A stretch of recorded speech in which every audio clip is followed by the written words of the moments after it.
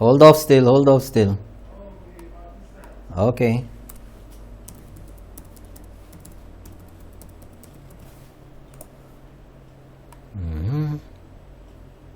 The opinions expressed on this TV program by the hosts, guests, and callers are solely their opinions and responsibility. They do not necessarily represent the views and opinions of Hot 7 TV or its affiliates.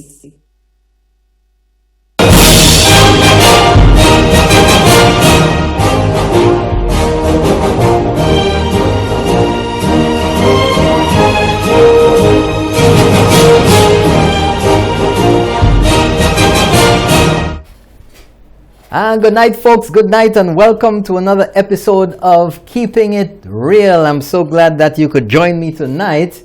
Yours truly, Norbert Williams, right here, getting everything lined up for you. Keeping It Real. Tonight's episode, Rumours. And you'll figure out exactly what that means and who it refers to and all of that kind of thing. You know, folks, rumors seem to have a foothold in St. Lucia. But before we get into all of that, you know, I have to give the shout outs to the big fans of the show. Otherwise, I'm going to be in trouble as usual. So, whoa, computer's misbehaving tonight, folks, but nevertheless, I'm going to try to take control of that. Anyway, special good night, special shout out to Delce. That's in Choiseul, of course, isn't it? Delce. Somebody told me earlier today, they love the bow tie. Don't you all like the bow tie? Let me know about it later on when you can call in. I know there are some of the haters out there who just love to hate the bow ties. But, you know, tonight is a special night because, you know, we're going to deal with some issues that have been troubling lately. It calls for a lot of talk in St. Lucia. And, of course, you're going to be part of all the action here tonight, because Keeping It Real keeps it real with you every night. Every Tuesday night, that is. Anyway, special shout out to all the viewers in Delce, in Choiseul. Is that Choiseul? I hope I got it right. In Opicon, good night to you. Pierrot, down in Vieux-Fort. Balata, yeah, I'm all over the map tonight because I gotta cover the island quickly. Mondidon, La Panse, Richfort. Good night to you out there in Richfort. Oleon. Hey, everybody's talking about Oleon. I wonder why. Good night. Somebody says, out of St. Lucia. Mama, you look smashing. Good night to you. In Toronto, Canada, where it's already getting cold. 40-something degrees, I think, today. Good night to you. Good night to some special people in New Village. Good night to you. I'm watching you. Kabish. Good night to Kabish. Good night to Leslie Land. Good night to Marsha. Good night to Entrepot, Independent City, Wavin Chabot. Where else? Mon, Castries, La Panse, Mondudon, Piats Gap, all along Chaussee Road. Where else? Black Malay. That's right. Rock Hall. That's right. Rock Hall. Good night to Ancillary. Good night to the north. Good night, Market Street in Ancillary. That's right. Where everything stops. I told you all before. Ancillary is Keeping It Real. Special Keeping It Real. #1 fans. When Keeping It Real is on, folks, everything stops in Ancillary. Good night to the Ajudas by the square in Ancillary. Good night to all of you. Canaries, Flora Villa, Tupatu, Church Street, whatever street, all of them. Good night to you. Good night to Soufre, Pamis. Good night. Good night. New Development Area. Good night to, hey, Harold Stanislaus. Good night to you over there. Good night to Choiseul. Good night to Laborie. Is there a Republic? Anyway, Vieux-Fort, Micoud, Deriso, Tupatu, Dennery North, Dennery South, Dennery Village. Good night to you. Tom Chu. Good night to you. Good night to you. Right along the highway there in Vieux-Fort. I know every Tuesday night there's a watch party over there. Good night to you. You know who you are. Just keeping it real. I said Entrepot already. Ciceron, good night to Masque, Latok Road, all over St. Lucia, good night to you. And of course, I have to say good night to those of you in the diaspora. North Dakota, bet none of you know anybody out there, St. Lucian, in North Dakota. I think they still got cowboys out there, but anyway. New York City, Brooklyn, Queens, the Bronx, Manhattan, Staten Island, New Jersey, Jersey City, Newark, Trenton. Good night to you if you're out there in Philly, Philadelphia, Pittsburgh, if you're in Baltimore, Maryland, if you're in the DC area, yeah? If you're out there in Virginia, Miami, Raleigh-Durham in North Carolina, Opicon as always, yes, I see you, good night to you. Good night to Fort Lauderdale in Florida, good night to West Palm, good night to Bobono and Plateau, Supreme Foods out there. Good night. West Palm Beach, I said that. A number one fan contacted me just yesterday. He's out there in South Korea. Don't know where he is tonight, but was last in South Korea. Good night to you. And of course, folks, special viewers, the original Keeping It Real crew on Sky FM right now, simulcasting live on Sky FM 93.1 FM with the man Champagne Way. It all began almost 2.5 years ago. So let me just lubricate. Yes, folks. COVID, action, talk. Also, good night to Atlanta, Georgia. Good night to you. I'm going to get in trouble. You see what I'm talking about, folks? What about me? Lance Road, your first fans were on the 100-inch screen. That's right. Out there in Lance Road, folks, 100-inch screen. I think they might be on special for Christmas, but the 100-inch screeners know themselves. Now, I want to read something for you. I'm trying to pull it up, so please forgive me if it doesn't come up right away. Because there it is. There it is. You know, it's interesting.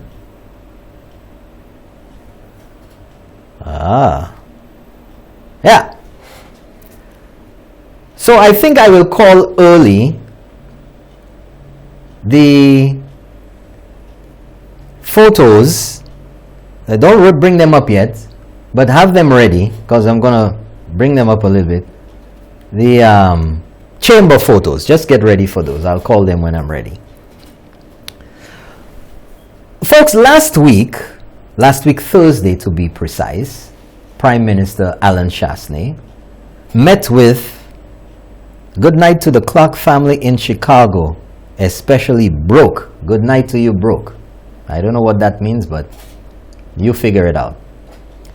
Prime Minister Allen Chastanet met with the Chamber of Commerce last week, Thursday, and to give a report and to discuss the state of affairs, particularly because of the situation that we're in now, the global pandemic, COVID. And the Prime Minister spoke about the state of finances, the amount of monies that the government was making or makes every month now compared to pre-COVID, and the percentage that it was down, and all of these things, you know, getting the hospitals ready, the expenditure, the additional monies that had to be spent to get everything ready, the police, the hospitals, the nurses, PPE equipment, testing, and all of that. You get it, the general idea. And in that meeting, if you will, with the chamber, there were representatives from the different sectors within the chamber. Manufacturing, retail, blah, blah, blah, you know. Pamweki pawe. And in there, well known as an accountant, if I'm correct, Mr. Richard Peterkin. And Mr. Richard Peterkin, after the meeting, posted on Facebook what was discussed and the highlights, the pointers of what the Prime Minister discussed at the meeting. But lo and behold now, a few days afterwards, in fact yesterday, and he is up very early, Mr. John Peters, having read the post by Richard Peterkin, proceeded to, well, I think he watches Keeping It Real quite a bit, because it seems like he embarked upon his own analysis of the paralysis, which he entitled, "We Have an Economic Crisis on Our Hands." And then he proceeds to indicate, to repeat exactly what Richard Peterkin did a few days before him. He spoke about the reduction in revenues for the government. He spoke about the public debt. Of course, he put in a few things of his own. He spoke about the GDP. He spoke about CIP applications up by 129%. And all of this. And then he mentioned some projects: Point Seraphine, Pearl of the Caribbean, Canals Resort, Cabot Links, Soleil Couché, Anse de Sable. And then he goes on to say, none of the above have started and are unlikely to start in this financial year. He spoke about in public sector investment, the following projects are yet to start: the Millennium Highway, West Coast Road. He talks about the Cul-de-sac Bridge, the John Compton Desilting Program, Huonora International Airport, a lot of things.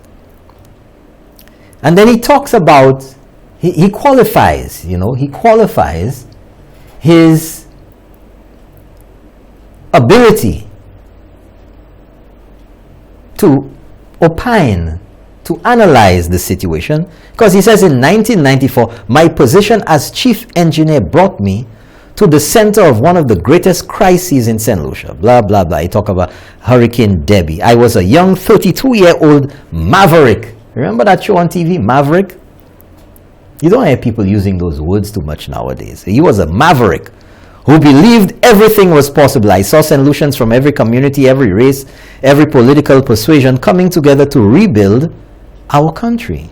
It was an experience that stays with you forever. Tropical storm Debbie affected the island for about 12 hours. This financial storm is blowing every day, every second as time goes by. Every day we are moving further into debt, further into this economic crisis. We are now in a war. We have a sinking ship, and all hands must be on deck to save this ship. Now, although he mentioned all of the financial situations and everything else, the underlying tone of John Peters, rather than being as factual, as matter of fact, as Richard Peterkin, based on my analysis of this paralysis, because there's paralysis in this, John Peters, one who opines on everything,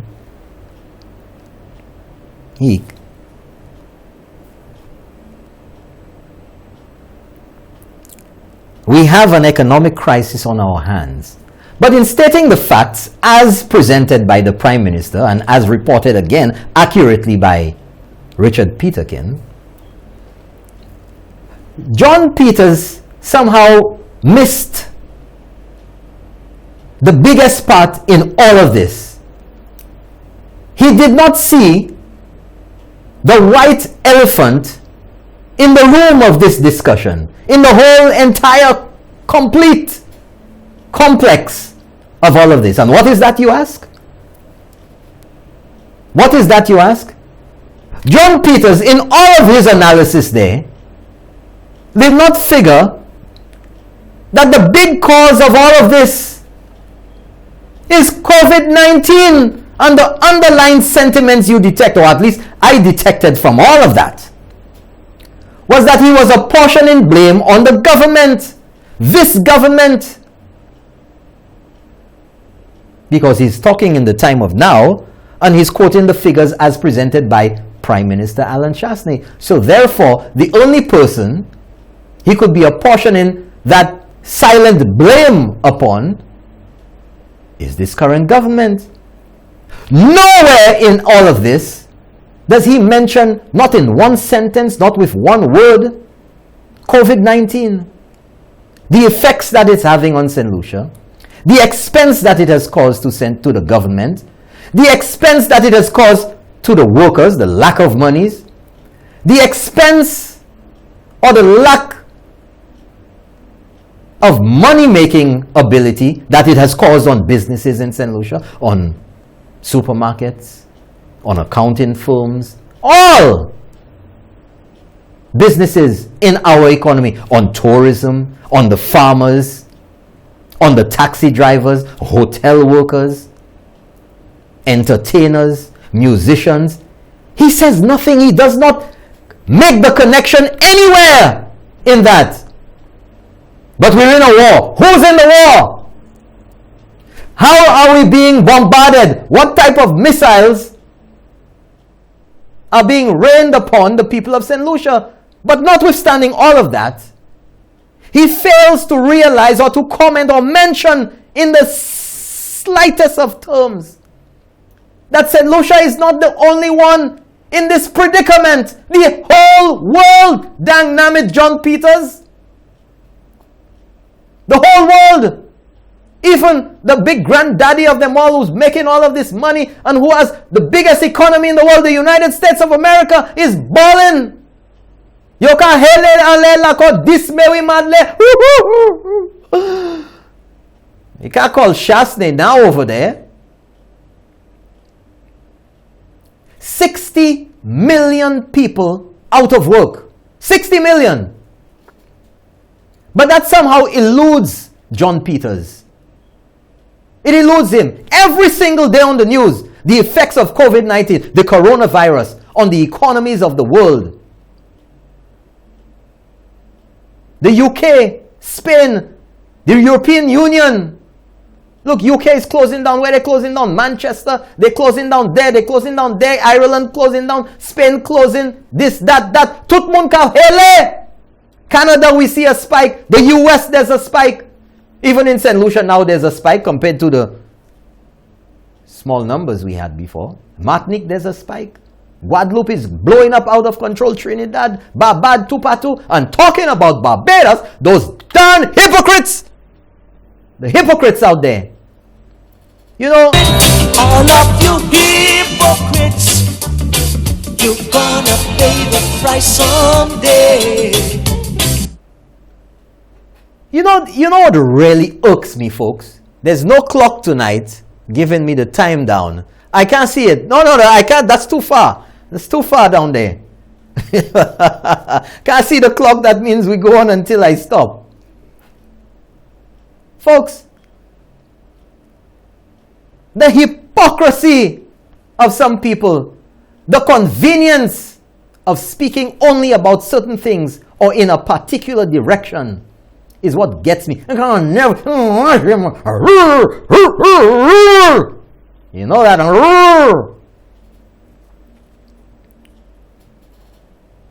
With all of this happening in the world, it somehow just gets glossed over by John Peters and by a number of people out there. The government implemented the state of emergency, and of course the opposition were bawling, oh, state of emergency, you're going to abuse your powers, we're going to keep an eye on you, we're going to keep an eye on you, make sure you don't abuse.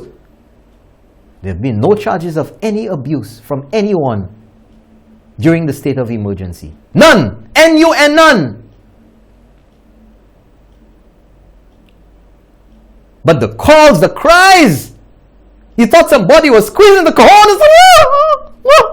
The state of emergency, you got to take it off. It's stifling the people. Dang nabbit, we had COVID. It's extraordinary times which required extraordinary measures. And it wasn't only St. Lucia. It was Barbados, it was St. Vincent, it was the US, it was Canada.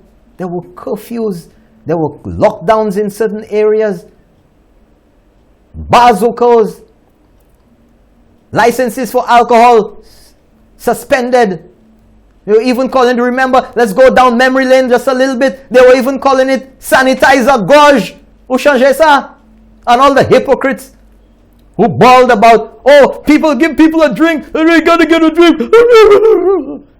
Bunch of alcoholics. Yes, St. Lucia has a terrible problem with alcoholism. I'm keeping it real with you. Let's not pretend. We know it. We've been saying it for years. I've been saying it for years. A very long time too. There are a lot of gogues in St. Lucia. Male and female gogues. Gogues. I know a man wants a drink and this, that, and there are reasons. Shut down the bars. Because once the alcohol is out there, people are going to congregate. Why do you think the alcohol sells so much? Why do you think that bar on the end there by Rodney Bay, at the end of the strip by the entrance to Rodney Bay Marina, sold the most beer in St. Lucia? Why do you think it's flowing in grossly when they were swinging? Why do you think it's a number one seller anytime you have a block or you have anything at all? You want to make some money. Put the alcohol there. Be settled. Yo ka boy, messieurs. Just to give you a little joke. Just to give you all a little joke. This guy who hadn't been to a party in a long time, so he went to the party, drank out everything. They're drunk as hell. Going back, walking up the hill to his house, grabs onto a lamp pole. He's knocking, toc, toc, toc, toc. Sonia, Uvela, Sonia, Uvela. Nobody answering. So a guy coming from the same party, living a little higher up the hill. So he said, George, gasa, sauka fella. Seki saki vyo gasa. Now to ya kai mwe kuma. I say, okay. Going into your house, all right. I'm going home. A few minutes later, another guy drives up, stops by and say, gasa, toc, toc, toc, toc. Sonia, Uvela. Say, gasa, George, gasa, sauka fella. George looks at me and said, gasa ki saki vyo. Mem si mwe su. Na konet, mwe konet kuna ale kuma. Na to ya kai mwe. Fella say, George, gasa la pani pierson la. They say, nobody there. He said, Kimani ukadi me la pani pierson la. Eklani light upstairs. Hey, no laughing in there. No laugh. Stop laughing. You're on the job. Just keep it real. It's a little comedy for y'all. Break the tension of COVID. Some people so tense and they so echet. But anyway, state of emergency done, and some people chose to take advantage of the little break to have a mass crowd event. You have that flyer for me? Mass crowd event. And the irony of it, the ridiculosity of it, I made up another word there. You better look that one up. The ridiculous smokescreen concerns, just to make people believe that, there's some sort of responsibility in all of it. The SLP had a flyer which was online, and at the bottom of it, it said, COVID-19 protocols in effect. But the state of emergency was done. There was no COVID-19 protocols. And of course, the COVID-19 bill had not been approved. So which COVID-19? There were no COVID-19 protocols. And if you want to say the COVID-19 protocols, wear a mask, sanitize your hands, social distancing, but whoa, those were not all the protocols. Since you all want to be so self-serving and you want to say COVID-19 protocols in effect, what happened to the 500 person crowd limit? What about that protocol? Y'all didn't remember that one? What about the 500 person limit to mass crowds? And if you so aware and you're so concerned about the people, COVID-19 protocols in effect, didn't you know that COVID-19 was still in the world? COVID-19 was still around? That even though the state of emergency had expired on the 30th of September, that the danger was still clear and present in St. Lucia. Wherever people come from, back door, under the door, upstairs, downstairs, and in my lady's chumba, St. Lucia had not, just because the state of emergency had expired, magically become immune. But these are the people, folks, who want to control the reins of power in St. Lucia again. This is the responsibility. These are the leaders, the so-called leaders. But then again, why am I surprised? I should just go home now. Why am I surprised? When they had to make decisions, responsible decisions, they couldn't. Whatever they said did not come to fruition. Should I go into that again? But let's just leave that. Let's leave that for now. Let's just leave that for now. Oh no, the noise. Oh no, the noise.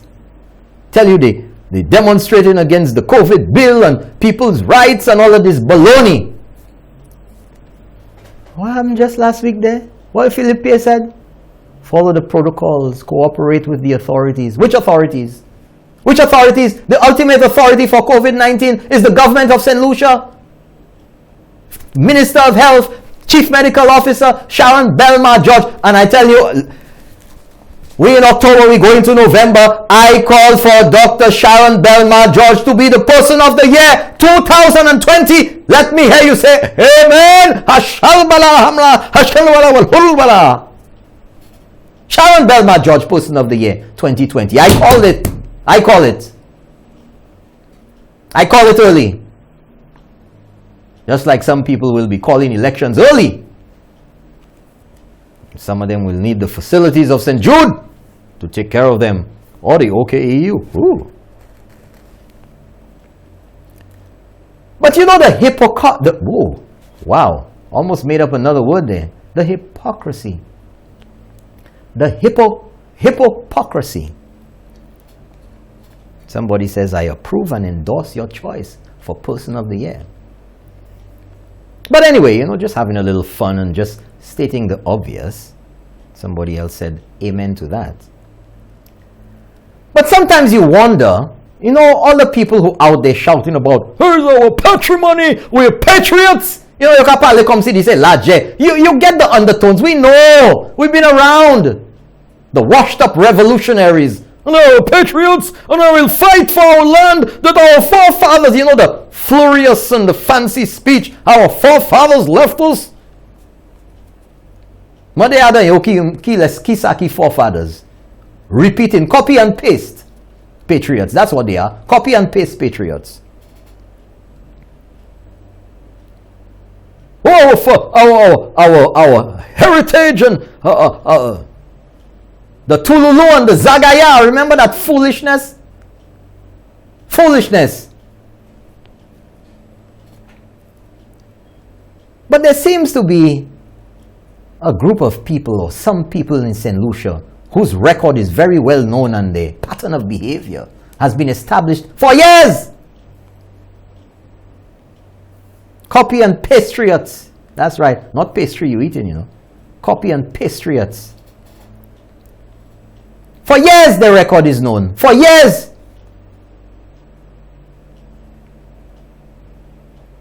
And they don't surprise and they don't fool or hoodwink or bamboozle anyone with their nonsense, with their 3 B's principle. Remember that, folks? We haven't heard it for a while in Keeping It Real.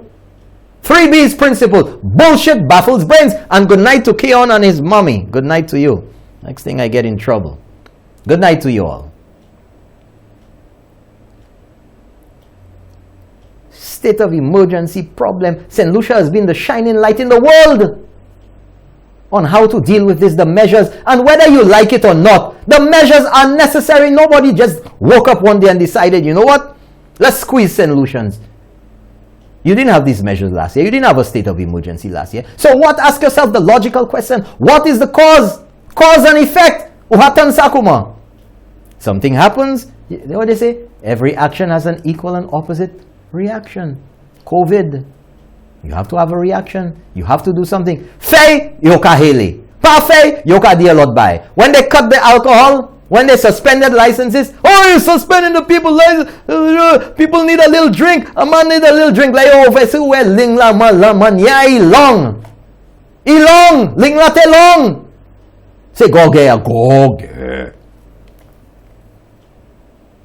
That's why we have so much diabetes and tout kalte bagay simplicity. Top zot ka boy top one mazan zot. Top! According to somebody. Stop that, man. Stop that.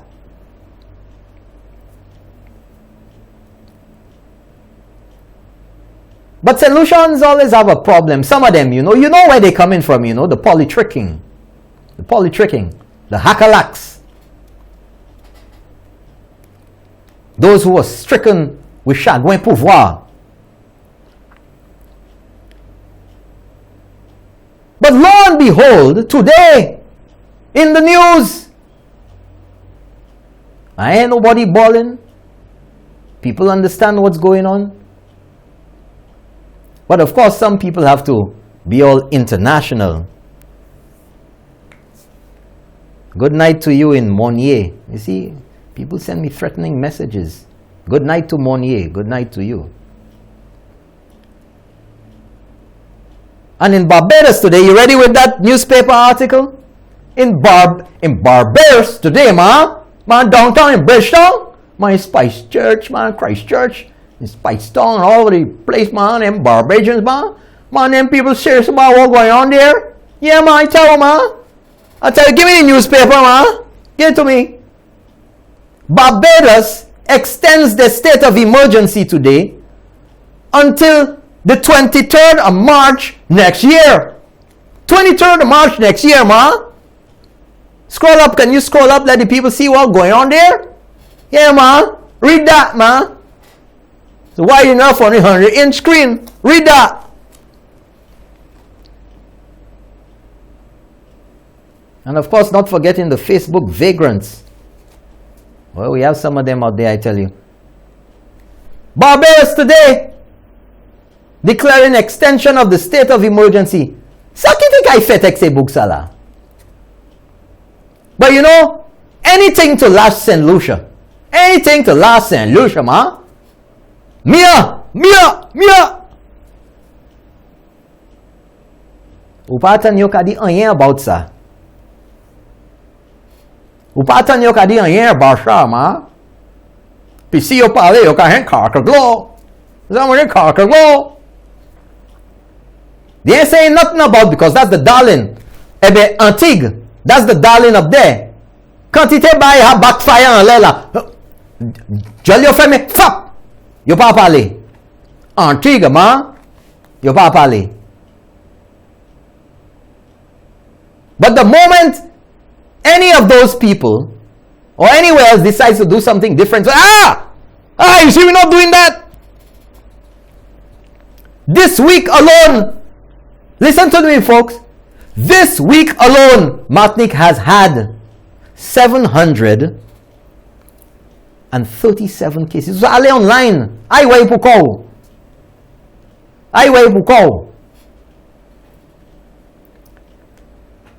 But you know, not only that, the COVID bill, you can't hele. Oh, people's rights. You're going to take people's rights. Your right to die. Well, this government is not Jack Kevorkian, so go somewhere else. But lo and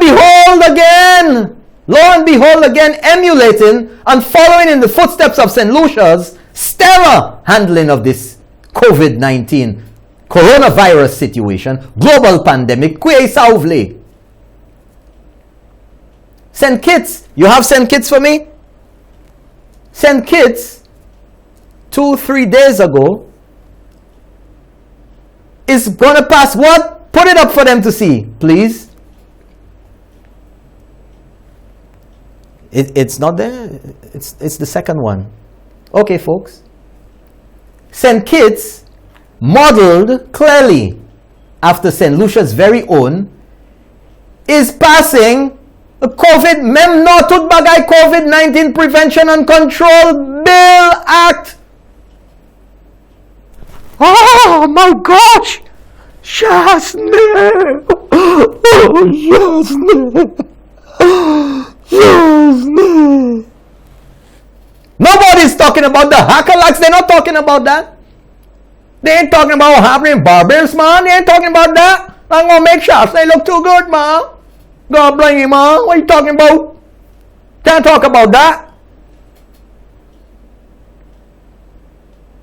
But that is the hypocrisy. That is the foolishness. That is the nonsense. Everything this government has done, despite all the nonsense about St. Lucia was the worst prepared. St. Lucia was the worst prepared. And then trying to find all types of excuses, all type of nonsense to justify that.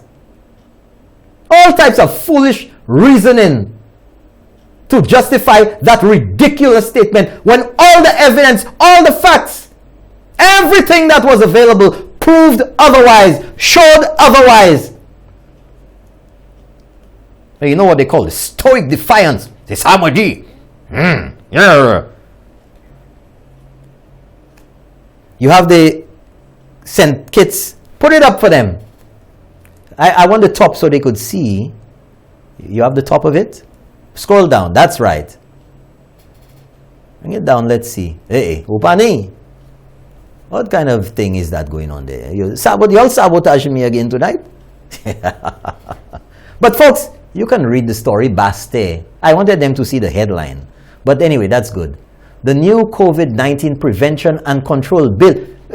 Did this? I want to get a copy of that and see if it's the same thing from St. Lucia. Mem no!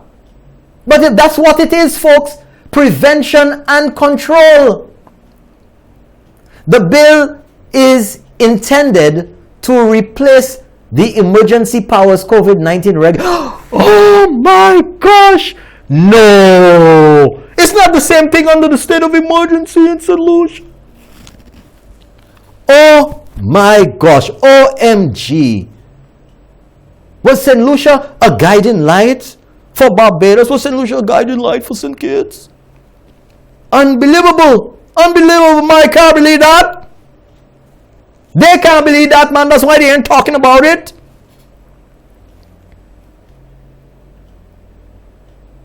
That you could pull that down now. We made the point with that.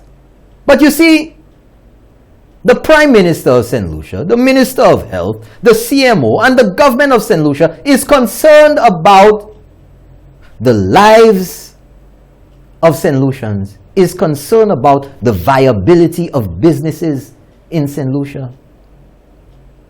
And for some reason, some people don't give damn about that. They will oppose, they will defy everything. And of course, we have out there, then you have top cable TV, top by sort lot side la. All the conspiracy theories about nonsense when logical, any simple person, basic reasoning can figure out what's going on. You think when you have a state of emergency that it doesn't affect me, it doesn't affect these people in here, it doesn't affect the Prime Minister, his family, the ministers, everybody? You think the state of emergency is only for one group of people? I mean, come on now, let's keep it real, folks. Let's keep it real. But you know, that's right. But you know what, folks? As we go into the break, some people are just mad because of what this government has been able to accomplish in the most trying of times for just about any government in St. Lucia. This COVID-19, this coronavirus situation. Chagouin Pouva, they're going mad. Drop it on them. Apt and suitable. Going mad. Mad! All they try, they're going mad! Mad! And it's looking bad. Going mad! Crazy! All they try, they're going mad! Mad! They're going mad. Everything they try is not working, because when you doing it right, when you have the people's interest at heart, And when the accusations, the lies and the propaganda don't have an ounce of credibility or any evidence to support, all that they have left to do is go mad. Gonna take our first break. Be right back.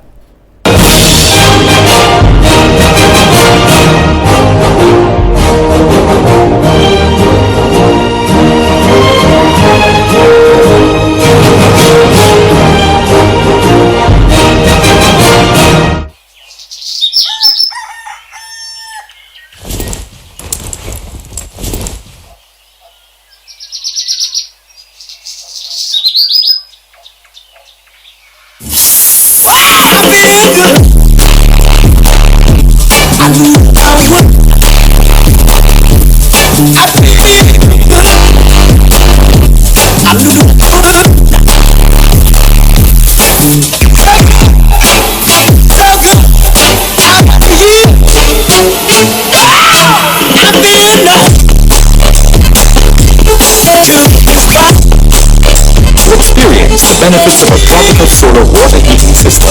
Call 453-1868 in Castries or 454-6344 in Vieux. Yes! Catch the first news from 7 only on Channel 117. St. Lucia, Hot 7 TV was the first to bring you a full HD newscast. Now, here's another first. The Hot 7 Nightly News is now your first newscast for the evening in St. Lucia. You heard right. The Hot 7 Nightly News is now at 7:15. Yes, tune in at 6:45 p.m. and be the first to catch the latest happenings in your world. On the run, watch us on your cell phone or tablet via the Caribbean Hot FM app. Trusted, objective journalism from our diligent news team. Get it fresh. Get it hot. The Hot 7 Nightly News. Now at 7:15. Watch us on Channel 117 on Flow, Channel 7 Plug and Play, or follow us on Facebook Live on Caribbean Hot 7 TV.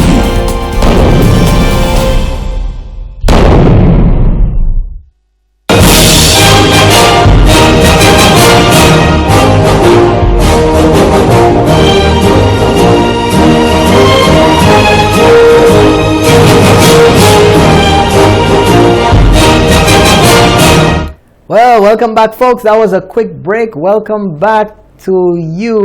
Welcome back to Keeping It Real. Tonight's episode, Rumours. Now, just to touch back on what we were discussing earlier in the first segment. You know, John Peters, and he has since apologized, only for that. But I hope now he will apologize for his lack of indicating that a significant part, or just about everything relating to the situation as described by the Prime Minister, reported by Richard Peterkin, and then copied and discussed again in a rather skewed manner by John Peters. One of the things he spoke about, the projects that would not start or didn't seem to start, was the desilting of the dam. Remember that, folks? 66% increase in the rates under the previous administration.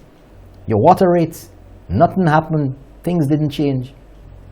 And also, after that's on top of, like we say in St. Lucia, après you mette 66% increase, lay on top of it, they put the desilting levy. They didn't desilt 1 teaspoon of silt from the dam.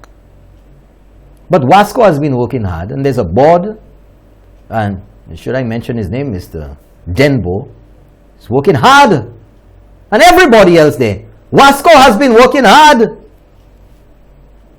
And the work, you know, some people try to throw shade, they're salty about the work that has been done. And, you know, they're conducting their own analysis. They're making statements, and when they could simply call. And most of them who talk in the nonsense out there, they know Mr. Denbo, you know. Call him and ask. Call and ask a man. You're doing like the journalists in St. Lucia, a large number of them. Just jump into conclusions when all you can do, pick up the phone and call, investigate, avant parler, last copy and paste.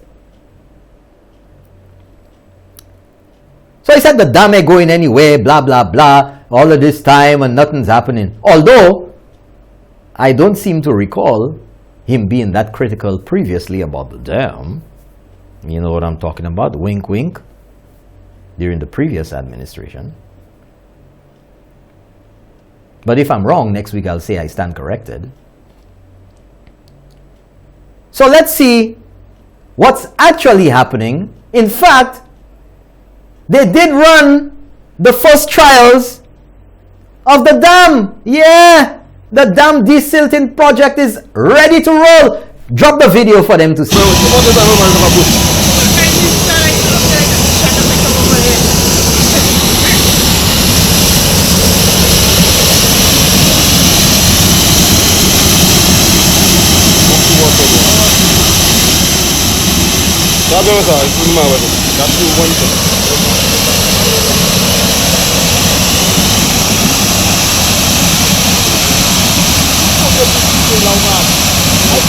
That's the first trial run of the desilting operations for the dam. Now, folks, when you're taking photos for TV or to send to people, this is pas Instagram. Turn the phone the other way. Comme ça. Pas comme ça. You see how you're limited if you turn it landscape, you see, more of what's happening. More of what's happening. Just to tell you. So when you move the phone around, it doesn't look so jagged because it's upright like that. Portrait. Okay? Just keeping it real with you. A little quick photography class. Next class you pay. But now I want to go.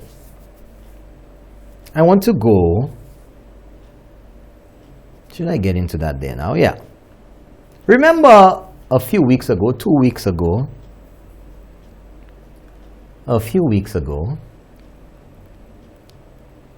there was this whole big brouhaha, remember, about the pitons?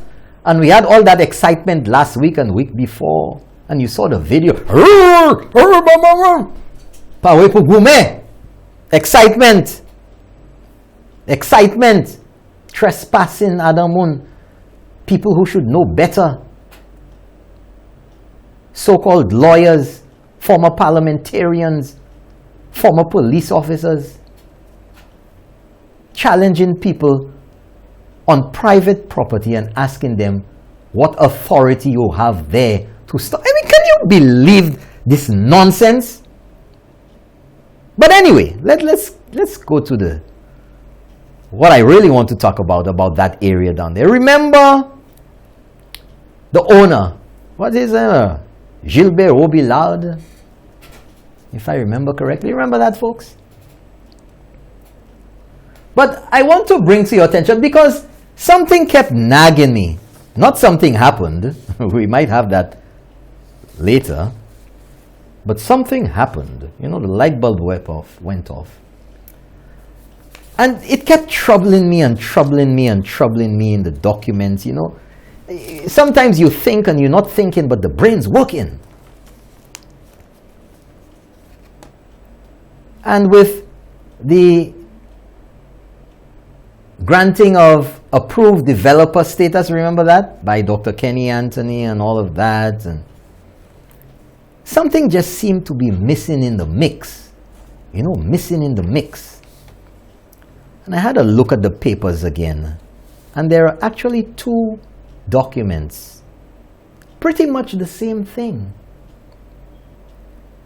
I said, oh! The first one is dated the 8th of September 2015. And the next one is dated the 16th of September 2015. And they're all from the same ministry and all from the same minister. Government of St. Lucia, Ministry of Physical Development, Housing and Urban Renewal, folks. That's right. Urban renewal. So I said, but what is this all about? So let me read the first one for you. Put the first one up, please. Right. That's what I'm talking about. The first one here is to, on the 8th of September, is to Thaddeus Antoine, TM Antoine, partners, blah, blah, blah.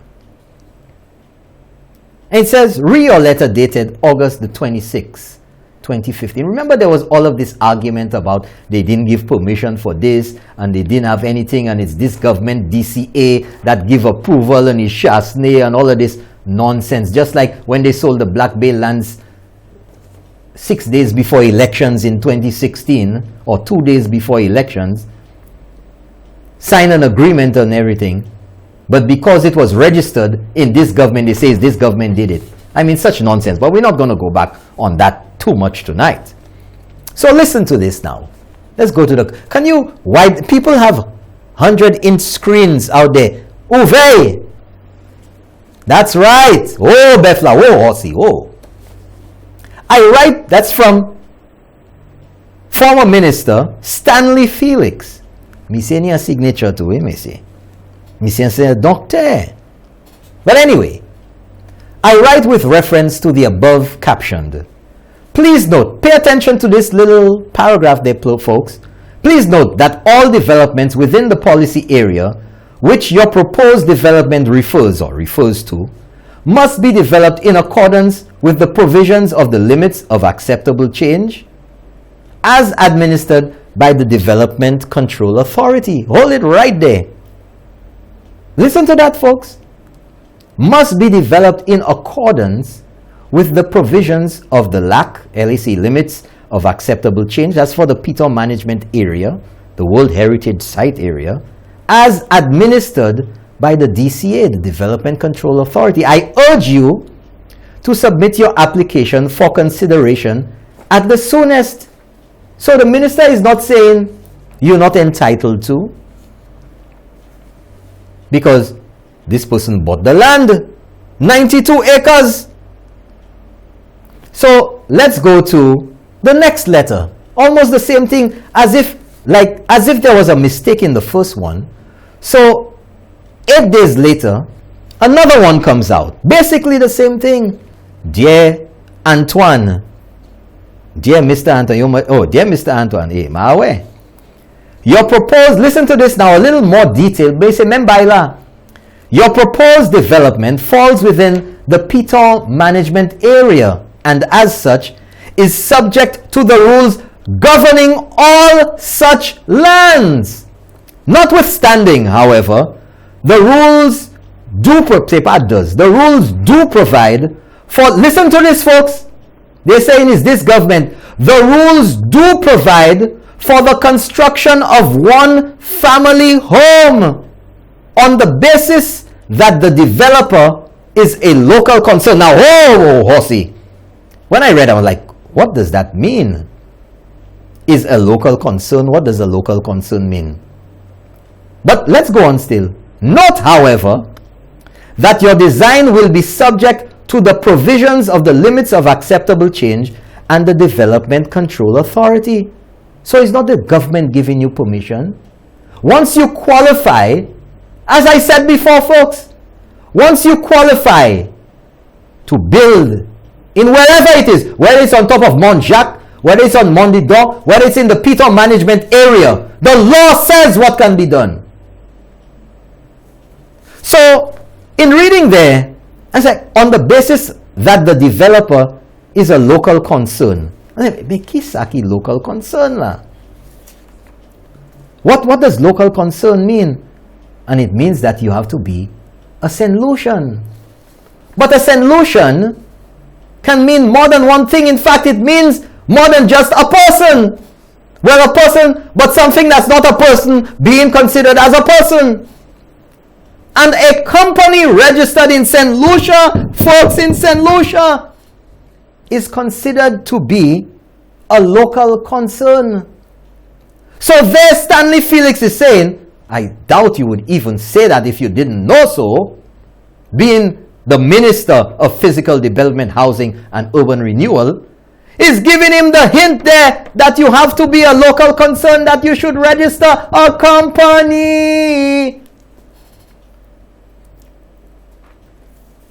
So,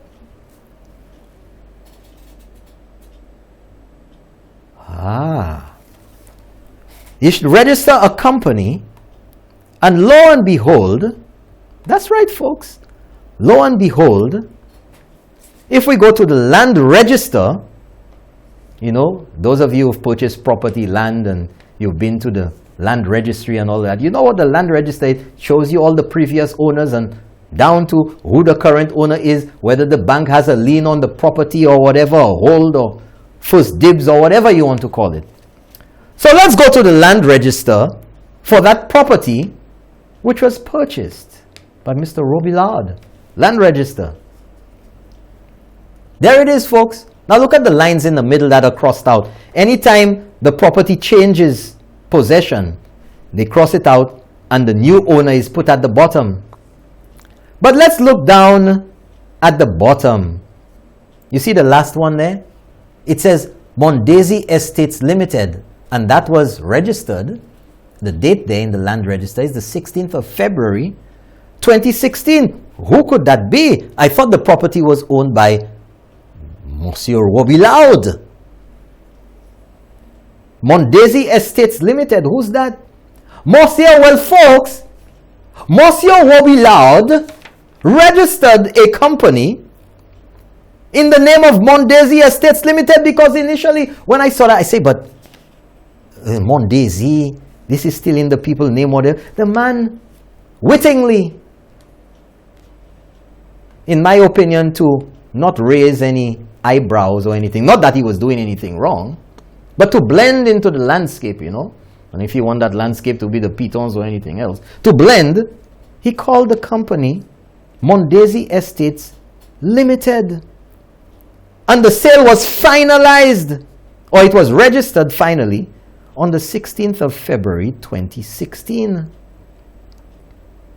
Because of course, remember, well, the story there was a deposit that had been paid, and, you know, tout kalte bagay, because people wanted to know what the final word was on the property and that they couldn't build and all of that and all of this. You have the files for the registry documents. You have that, the company's registry. You have that? Check that folder. Make sure you get it up there. It's in there. There's one document there. I'll tell you what it is. Folks, you know, live TV, you gotta make sure I have everything for you to see. Yeah, it's in that folder. Mondesi Estates Limited.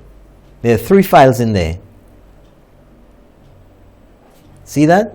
Right. Just let me know when you're ready for me. I like to present the evidence. I'm not skimping, folks. Giving you everything so you can see for yourself. Have to keep it real. You ready? All right. Give me number 1, please. Throw it up there. Number 1, folks. And number 1, zoom in the 100-inch screeners at Lance Road. They have a 100-inch screen over there. Okay. You see it says name of company, Mondesi Estates Limited. And look at the year it was formed, 2015. Now let's scroll down. Let's scroll down. Down. Yeah, up. Remember, let's keep going. Get to the pertinent part. Oh, it's not there? Away. Okay. Scroll up a little bit. Up. Yeah, up. Go up a little. No, the other way. Right. You see there? The directors of the company as of this date are, whose name you see there? Whoa! Jeffrey Robillard. And his mailing address is care of T.M. Antoine Partners, 4 Bridge Street at that time. And his occupation is a businessman. And the date? 11th February 2015. All of this was happening when? And when did he get permission as an approved developer? Do your homework, folks. Do your homework. And let's see, let's round it off. Let's see the official. Number 3, Certificate of Incorporation, Mondesi Estates Limited. Mondesi Estates Limited. Huh? There you are. Company number 2015/C083. I keep it real with you all, folks. I keep it real. So, let's go now to the lack. Okay, yeah. The lack. I give you everything. Let's go to page 1. LAC page number 1. So you can see it's the report. Limits of acceptable change study for the Pitons Management Area World Heritage Site. Now I want you to go to page 60. Is that what it is? Page 60? Go to the next page that I have there. And let's see the highlighted portion of the LAC. Alright, come down now. Come down, selector. Bring it down. Ma, come down, ma. I tell you, come down, ma. Bring it down. Bring it down, ma. 11.2, policy area number 1. That's where the property is, folks. Go Piton, PT Piton, and the Ridge. No development will be allowed in this zone except. So it doesn't say development is not allowed. It says there will be none, but is a conjunction. And it gives you the conditions under which there shall be, or can be, or may be development. Works to improve existing trails, minor signage, and interpretation on Go Piton. You know your direction, a little hut, you can get directions, and you can get, flyers, pamphlets about the Piton area, blah, blah, blah. Removal of the ad hoc beach facilities and establishment of low-key sustainable beach facilities set back within the flat area of plantation to the rear of the beach. Now listen to the highlighted portion. A small amount of non-tourism based residential accommodation for local people. You see the word local? Local. Mondesi Estates Limited is local. Say that word, folks. Local, L-O-C-A-L. It doesn't mean low calories. It means local. Right? A small amount of non-tourism based residential accommodation for local people may be permitted on private land within the base of the valley. Any proposal will, listen to this, any proposal will need to satisfy the LAC limits of acceptable change criteria, including non-impact of important views and non-impact on the fragile flora and fauna. That is, development must be fully compliant with the limits of acceptable change and design guide for the PMA World Heritage Site. That was in the LAC before 2016. So the DCA has to be guided by this. So it's not Mr. Clembom that decided going to do it. It's not the Prime Minister. It's not the government. The law is there. But some people want to prey.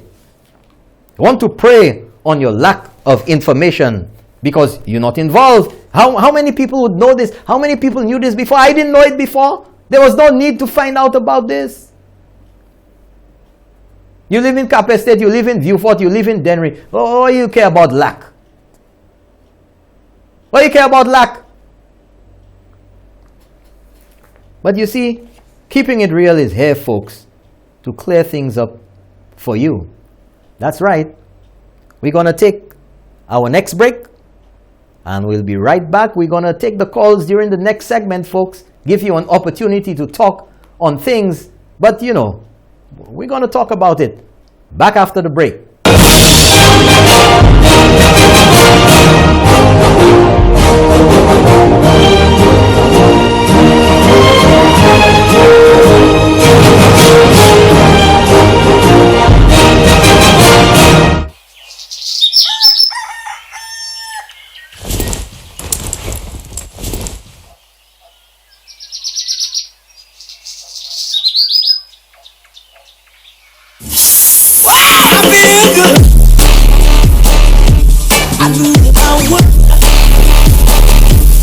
I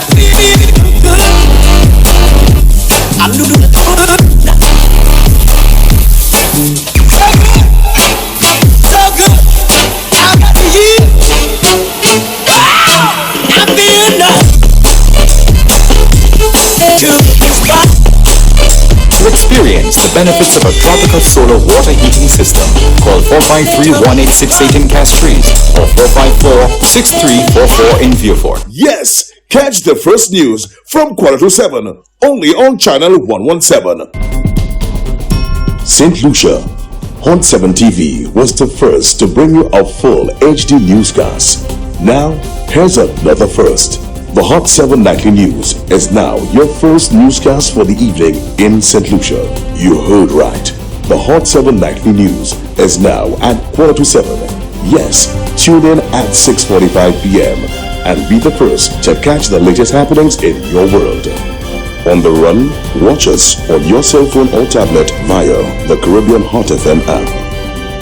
Trusted objective journalism from our diligent news team. Get it fresh, get it hot. The Hot 7 Nightly News, now at 7:15. Watch us on channel 117 on Flow, channel 7 Plug and Play, or follow us on Facebook Live on Caribbean Hot 7 TV.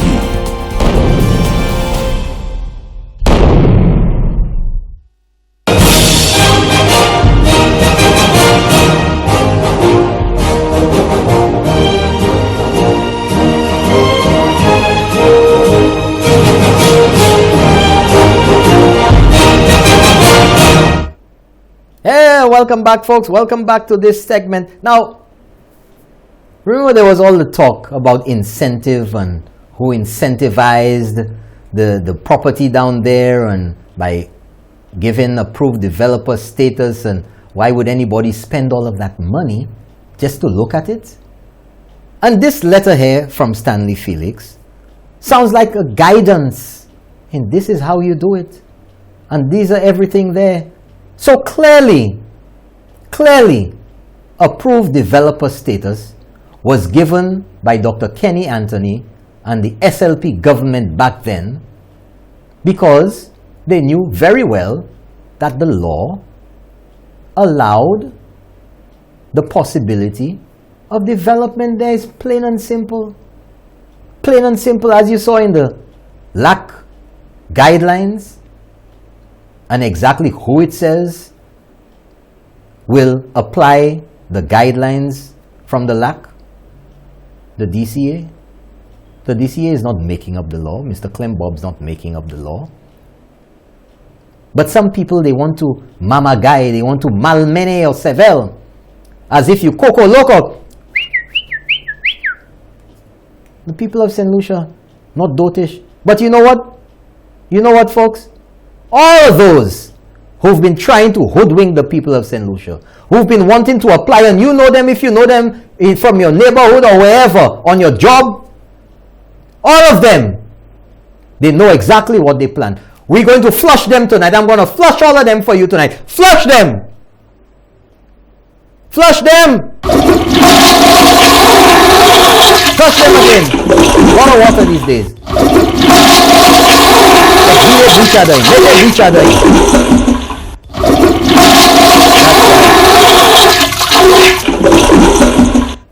So I want to show you now. We're going to move ahead now.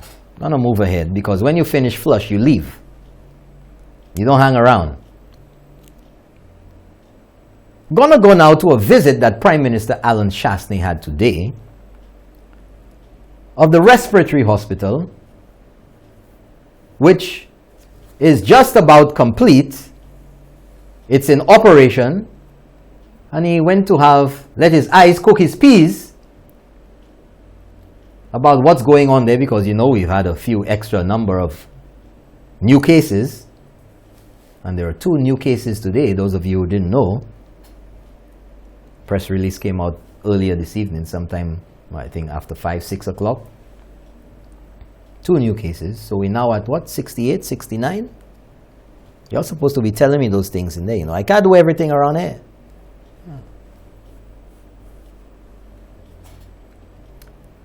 So let's see the photos of Prime Minister Allen Chastanet with all the engineers and the engine fars and all the people, you know, at Old Victoria Hospital. This is the part of which is called the respiratory hospital now, which will be completed in the next few days, within the next week, so that we're all ready in case we need to have it. Something about 80-something rooms or something of the sort. And let's see the other photos. That's right. I think they have to start painting tomorrow or something. What's the day? When? Yeah, tomorrow, and they're going to finish all of that. Look, that's the inside. That's the former pediatrics upstairs there. And they've actually built, retrofitted that place. Quite a number of rooms up there. And let's see the others. Let's keep going. Hey, you're going back. That's it. We're done there with those. I send you all some photos there. You're sabotaging me again, man. Okay. And let's have a look at the floor plan so you can see of what the hospital looks like. And if you look at the top of that diagram there, you see vehicle, you see a little round thing up there. Zoom in 100-inch only. You're not making use of all the full screen the people have. They're not getting value for money. You see what it says there? Vehicle decontamination area. So whether it's a transport or somebody comes there in that or whatever it is, that's where the vehicle gets decontaminated. Kisayo nilapu spray. Must have, maybe Alva knows what's there. Give Alva a call there for me there, please. Give him a shout. Alva! Alva! Remember some time ago, folks, in talking about St. Jude's Hospital, he said, man, that place was ready, man. All you had to do was get some chemical and clean out the place. So I don't know whether they're going to be cleaning out the vehicles at the back there, the decontamination zone with chemical. But you can see the different areas of the hospital, where the beds are, where the ICU is, and have a look for yourself, folks. Just scroll nice and slow. Those of you who remember the old Victoria Hospital, go down to the bottom. Let me give them some perspective there. You see that arrow that's coming down from the main gate. So it says uphill. And then you walk under that section, you make a left. You see the parking in green there. So now we're going up, like you're walking from the road. Right? You see those two covered walkways there? Those of you remember this walkway between the two wings? Where the x-ray was on the left there. Radiology. Uwai kuma. Upper level will be a 12-bed unit. Uwai. Kitchen. Uwai. And if you look to the right, there's even the other building on the other side there. Kome Shamkila too. Kome Kush. Right? So this has been well thought out and getting ready. But some people will say St. Lucia is the worst prepared. Worst prepared. You know? That doesn't seem like worst prepared to me, folks. St. Lucia was at the front, at the forefront. Previously, at the start of this, and now with the second wave, St. Lucia is at the forefront again. And one thing I want to put out there, the protocols have worked. Whether it's for travelers coming in, visitors, residents, the quarantine procedures have worked. And even in this now, when we get people who've tested positive, all of those, folks, all of those who are being tested recently and coming up positive in this second wave, guess what? Since number 29, contacts. So the contact tracing is, even now that we have, the contact tracing is working. And the measures and the speed with which they're working and putting these people into quarantine. All of those today were from quarantine. All of the 6 yesterday was from quarantine. The 9 was from quarantine. The others, 2 days before, they were already in quarantine. We're not doing something right? I think we're doing a hell of a job. Man, I ain't going to repeat the nonsense from that fool. But you know, I want to say something. When I tell you, and when you hear that there are some people out there who are hell-bent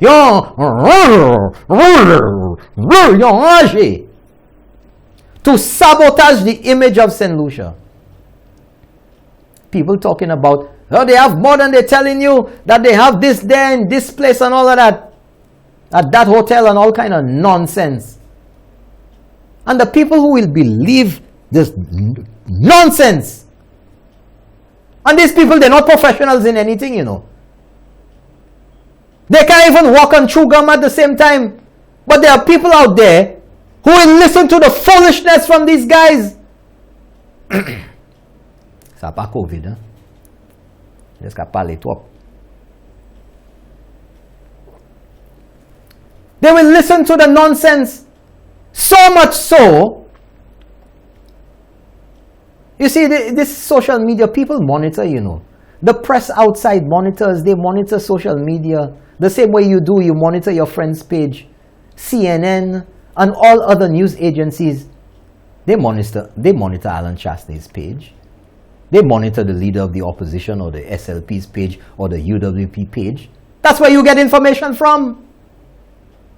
A long time ago, you needed to have correspondence all over the world. Now, tutbay munkamete asu social media, Instagram, Facebook.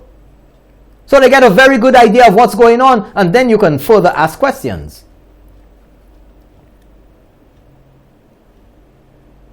But you will not believe, folks, the number of calls that are coming in to the Ministry of Health and to the CMO from international agencies,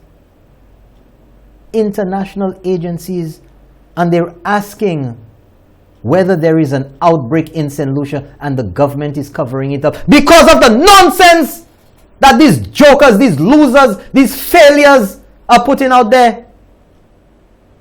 And those of them who are quiet and tacitly endorsing the nonsense. But you know the irony of it again, the irony. The same people who are talking about the state of emergency and curfews and free up the place and everything.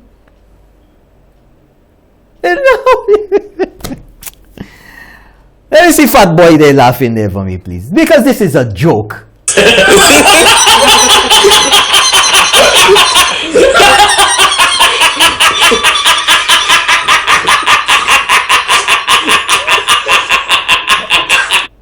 I mean, it is a farce. The same people who are complaining about the curfew, the same people who are talking about the state of emergency, according to George Bush, those evildoers. The same people who say we don't need no COVID bill, who say we don't need state of emergency, who say it's infringing on people's rights. Apres yo tout ka hele, we on the to amoun positive. Oh, we need to bring back the curfew. We need to close the restaurants earlier. Apres zot pe. Now you're scared. You see the hypocrisy? But you must not forget, you must remember when they said the alcohol, people need a little alcohol, man. Free up the alcohol, free up the alcohol. And when they decided, mischief makers, when they decided to lift the ban, to lift the suspension on the sale of alcohol, you know what they said? What Joachim Henry said and others? Oh, if they want to make St. Lucian alcoholics for Mother's Day. You see what I'm telling you, folks? You see? Ah, man. But anyway, I have photos for you. I have quite a few photos for you. Remember? St. Jude's, yeah. But it's not the St. Jude's photos you anticipated. We're ready to open up the lines. Open the lines, man. 450-0777. We're going to take some calls. We're going to take about 2 hours of calls tonight. Don't laugh in there, man. 2 hours of calls tonight. 450-0777. Right, numbers up. But let's see what's happening now. It's not the same old St. Jude's photos. We're now entering phase 2, folks. And it's the cladding. What's going up on the outside, and you're going to see it pretty soon. In the next show or 2 shows. Gonna be fantastic. But now the material is here. They've imported all the stuff. And the guys are working in a gigantic, mammoth, behemoth of a warehouse. Let's see the photos. Let's see the photos. That's it, folks. You see? They're putting together the cladding. That's what's going on the outside. It's going on the outside. Pasi mo etutsi kalte baisa. Right there. They're building the, if you want to say, they're actually building the walls inside. You can call it prefab if you want. It's called cladding. Right? And that is what's going on to be put on the outside. That's going to be the outer shell. Se bugla ka to avay vit la tou, la ou yo komanse mette sa. Ou asiwe se superhero skwi la. Next one, there it is, folks. It's all being fabricated in that warehouse space, and then it's going to be put up. Gonna be blazing. We have a call. Good night. Keep going with the photos. Good night. You're on the air. Let's keep it real. I keep it real. Good night to you, sir, man. Good night. You talk like a real bitch. You must live in Bible. Man, look, don't try and look for no trouble. You hear me here tonight, you know, man. You talk like a real bitch tonight. Man, I'm a Barbalution. I just love your program. Thank you very much, man. Yeah, and I just want to tell you that you're not an easy. Thank you. You're welcome, sir. Thank you. Thanks for keeping it real. I sound like a real Barbadian, man. Real Barbadian calling the show tonight. Where you calling from? I should ask you if you're calling from Barbados. Hey, I know they're watching it over there, man. Let's go with the photos. Let the people see. 450-0777. That's right. We have another call. Good night. You're on the air. Let's keep it real. Norbert! Bonsoir. This is Alva, returning your call. Oh, that's not Alpha at all. Oh, Here all right, Norbert. Good night. Good evening. How are you? Oh. I'm sure you're voting for Stephenson King. I'm sure this guy's gonna vote for King. Sound like that.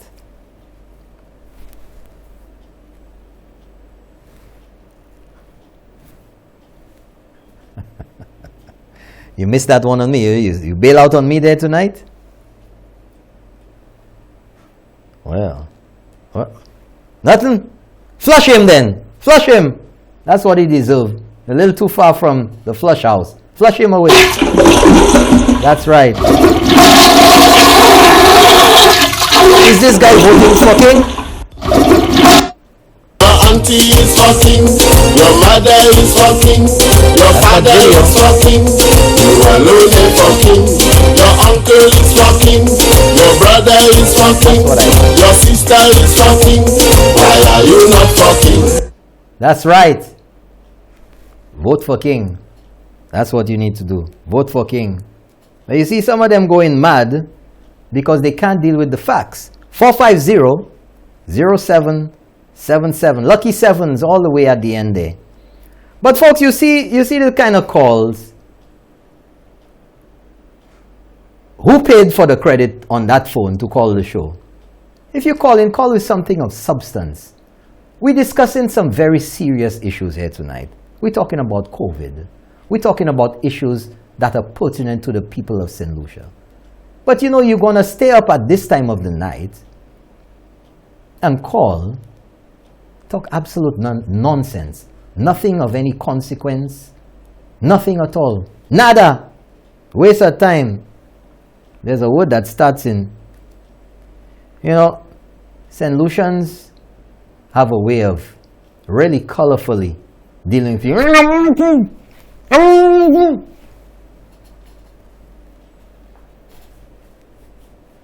That's right. 450-0777. Don't chat with the people on the line. Just pass them over. They're talking. Tell their girlfriend to call you now. I don't know what's going on inside there. They're chatting.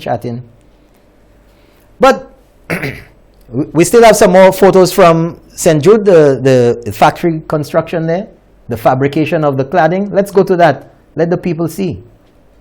Keep it going. That's right. We're keeping it real with them tonight. Let's go to the next one. You see them everywhere. All the materials are being assembled there, and it's called cladding. It's being put on the outside. So when you see this phase starts, well, it has started, but once they start to put that up, it's going to be flying. That's right. Look at it there, folks. It's going to be put up like panels. Oh, the line has a problem. I got a message there. You want to reboot that thing there? There's a problem with the line. People are trying to call in there. So we'll keep going with the photos, folks, whilst we get that rectified. I don't know if this guy is trying to leave early on time because I said 2 hours for calls. He just all of a sudden sabotaged the line. That's not right. Hey, look at that, folks. Look at that. Look at that. Let's have a look. The cladding being fabricated, being put together. You see, it looks like aluminum members. That's what they call it. Aluminum frame. And then you put the sheet rock or whatever it is. Kisai masav. Kisai yukakuye. Okay. Somebody says that it's ringing, but you're not picking up. Well, just the longer it stays off. Okay, we got it. Okay, we're back in now. We're back in.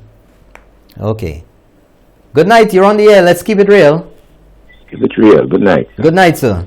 It seems that everyone say they want to sabotage the line tonight. Well, I don't know. I was just about getting up to go in there. Okay. But, you know, when they get a look from me, they know they got to get things straight. I want to keep it real. Yes. Yes. You see, in the country, you must understand what's happening in this country. Tell me. This country is a set of political, extravaganza going on. I like that word, caller. I like that. Political extravaganza. Extravaganza. Is that what the March of Shame was? A political extravaganza? That's what it is. Okay. Yes. When you look at it in this country, we are lack of a lot of knowledge and etiquette and Reasoning. illiteracy. Yeah. And that is what's keeping back this country from moving forward. We must understand as St. Lucians, we have not understand, and I don't think that we really convince ourselves as typical St. Lucians, a nation that's supposed to be educated in this time that we are living. And when I look at as a St. Lucian, typically my people or my St. Lucian people, I don't think we are really understanding what's happening in this coronavirus. I don't think we are really convinced about it. And you see, unless we cannot take out politics or what you call party politics in our life, we will not understand nothing, not even ourselves. Because when I look at it, I remember in the time of George Odlum and Sir Melvin John Compton. All right, when we look at it, and if we had all those experience, if those two men, we should understand what is politics and how we have to live politics and take care of ourselves, our own, and our country after party politics finish. Because that refers me back when George Odlum used to lament, towards St. Lucians to educate themselves politically. But he never seems to understand it. So, and when we from there, you have today this same George Odlum that bringing this gentleman, Kenny Anthony, I will call him nothing else but Kenny Anthony, which I know him very well, on the party from Trinidad and Tobago, he and Earl Bosque, all right, when they were run out from Guyana. And from Guyana, they went to Grenada. Soon before the coup in Grenada, they ran to Trinidad, and that's where they came down because George Odlum called him down to take the leadership of the party because of the era between when Compton used to say that George Odlum is communist.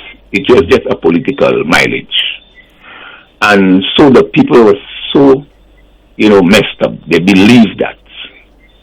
All right, they want George to rule, but they don't want him to be prime minister. When George said enough of that, then he called Kenny Anthony down to give him prime ministership, and that happened on VG Phil.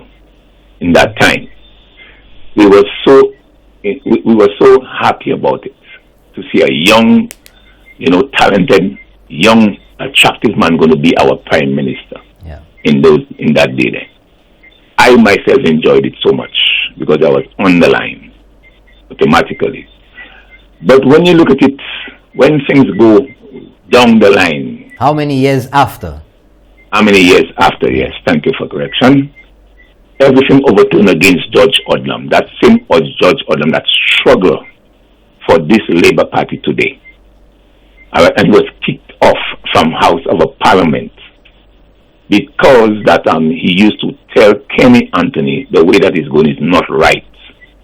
It's the poor people who form government, not the so-called little bourgeois we have or rich people. It's the people that's on the ground, the poor people that form governments. But you remember, caller, Yes. sometime in 82, if I remember correctly, 82 or 83, somewhere Somewhere around there.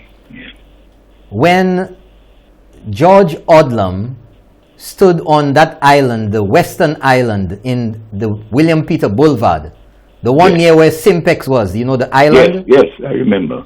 with John Compton, Yes. and he About the raised REH his party. hands, they held hands, Yes. and what it was referred to as an unholy alliance. Yes. You remember that? Yes, I remember that. I was there. Okay. Because Yes, all right. because they reached across the divide for Yes. unity in St. Lucia. And Yes, it was not called an about party. unholy It was not about alliance. party. It was about the country. The country. And if you understood the time of Fleming passport scandal, The child, what's his name? What was his first Dr. name again? Fleming.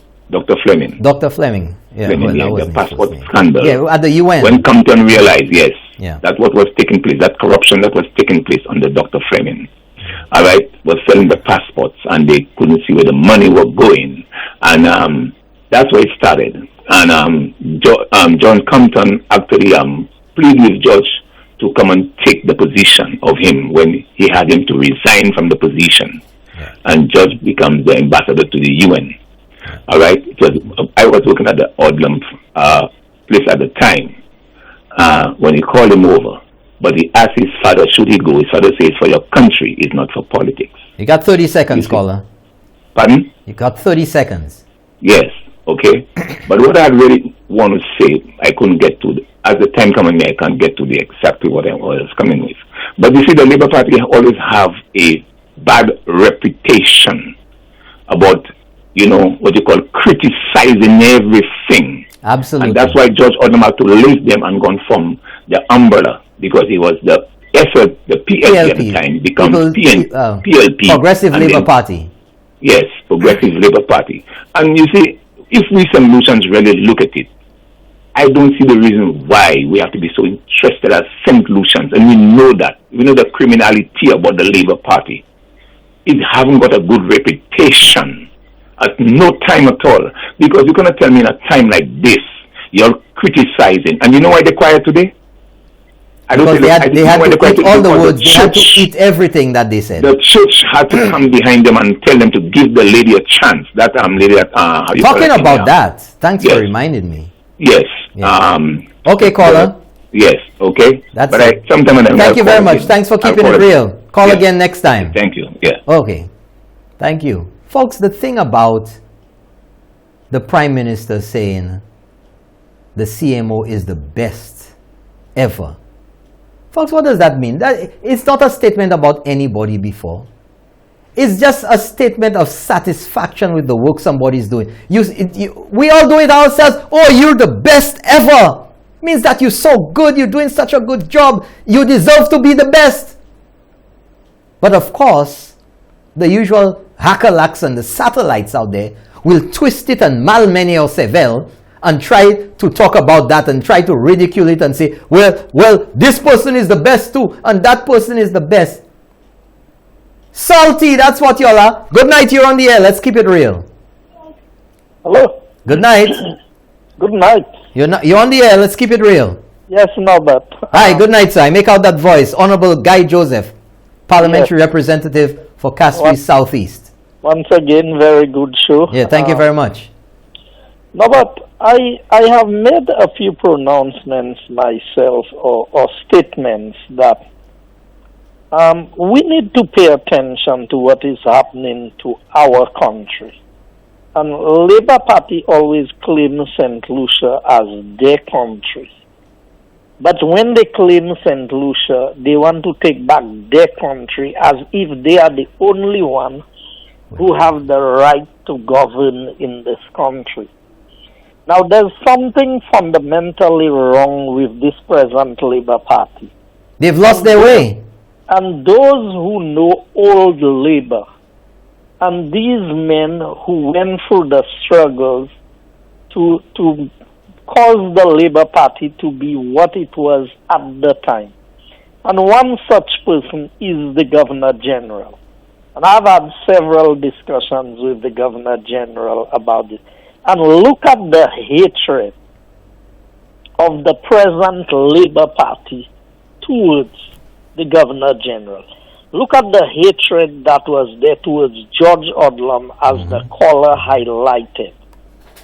St. Lucians as St. Lucian. And I supported the Labour Party in 1997. And I can tell you that was a big mistake. So I'm not like the people who have been on one political side and have not had the opportunity to evaluate it on both sides. If you look at what has happened in St. Lucia in the last few days, with the attacks on the CMO, somebody who has done so much. We are politicians. We expect to be attacked by politicians. Yeah. We expect to be called into question what we have done. I have called into question what public servants have done in the past, but I don't call into question what public servants do for political reasons. If you play politics, but for somebody to look at the remarkable work that has been done by the Department of Health, the Minister of Health, and more so the CMO, and to turn around and want to criticize. And I'm telling you, all of this stems from the Labour Party. They disguise into different forms, but they find a way to go after people. And I've said to St. Lucian, the Labour Party does not want anything that is good for St. Lucia. Nothing that is beneficial for the country, they are not going to support it. You remember what happened with the NIC today? Yep. At the time, it was National Provident Fund. That's right. When they accused Sir John Trying of to wanting thief your money. to take the people's money. Yeah. You remember what happened to the banana industry with the coupe pa coupe? That's right. When they burned banana sheds and chopped down banana fields, destroyed the banana industry. Yeah. We see what is happening in a COVID situation. You have a CMO who the world is looking up to try and find out what is it that we have been able to do. We have a prime minister who has shown remarkable leadership. Absolutely. In the midst of not having any previous record anywhere else to follow, and to have come out the way that we did. Rather than the Labour Party giving you credit where credit is due, you go into attack, you have all your operatives. I mean, you go into listen to people like Shazi and these people. These people are like, when Alva talks about leeches, they have some people who all they can do is live off the government. And it is unfortunate. And we as St. Lucians have a responsibility that to understand when things are good, the Labour Party is going to oppose it. So to have had a protest march in the midst of COVID, it Reckless. means that they don't care how many St. Lucians die from COVID. That's right. They don't care how Absolutely. many St. Lucians will suffer in isolation and at the hospital as a result of COVID. With nobody around. They do not care if you live or if you die once it is the path for them getting into government. Because what was the use of the match? You mean that this match is what is going to propel Philip J. Pierre into Well said. Being the Prime Minister Well said. Well said. of St. Lucia? I mean, of what value? You have the Labour Party. I mean, the candidate they have for in my constituency. You know, the man could not even keep a seat in the Senate after he lost the elections. He loses his Senate seat. But he goes and there's a little dance hall in the area. And he calls a public, in the midst of, last week, he calls a public meeting inviting the community to come into a small hall, dance hall, to have meetings to try and convince people to vote for him. Are these people for real? Are they serious about the well-being of the people of St. Lucia? And these are the people we want, or people are considering to put in charge of the affairs of this country.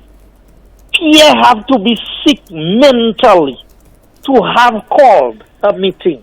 And I think that he needs a psychiatric evaluation.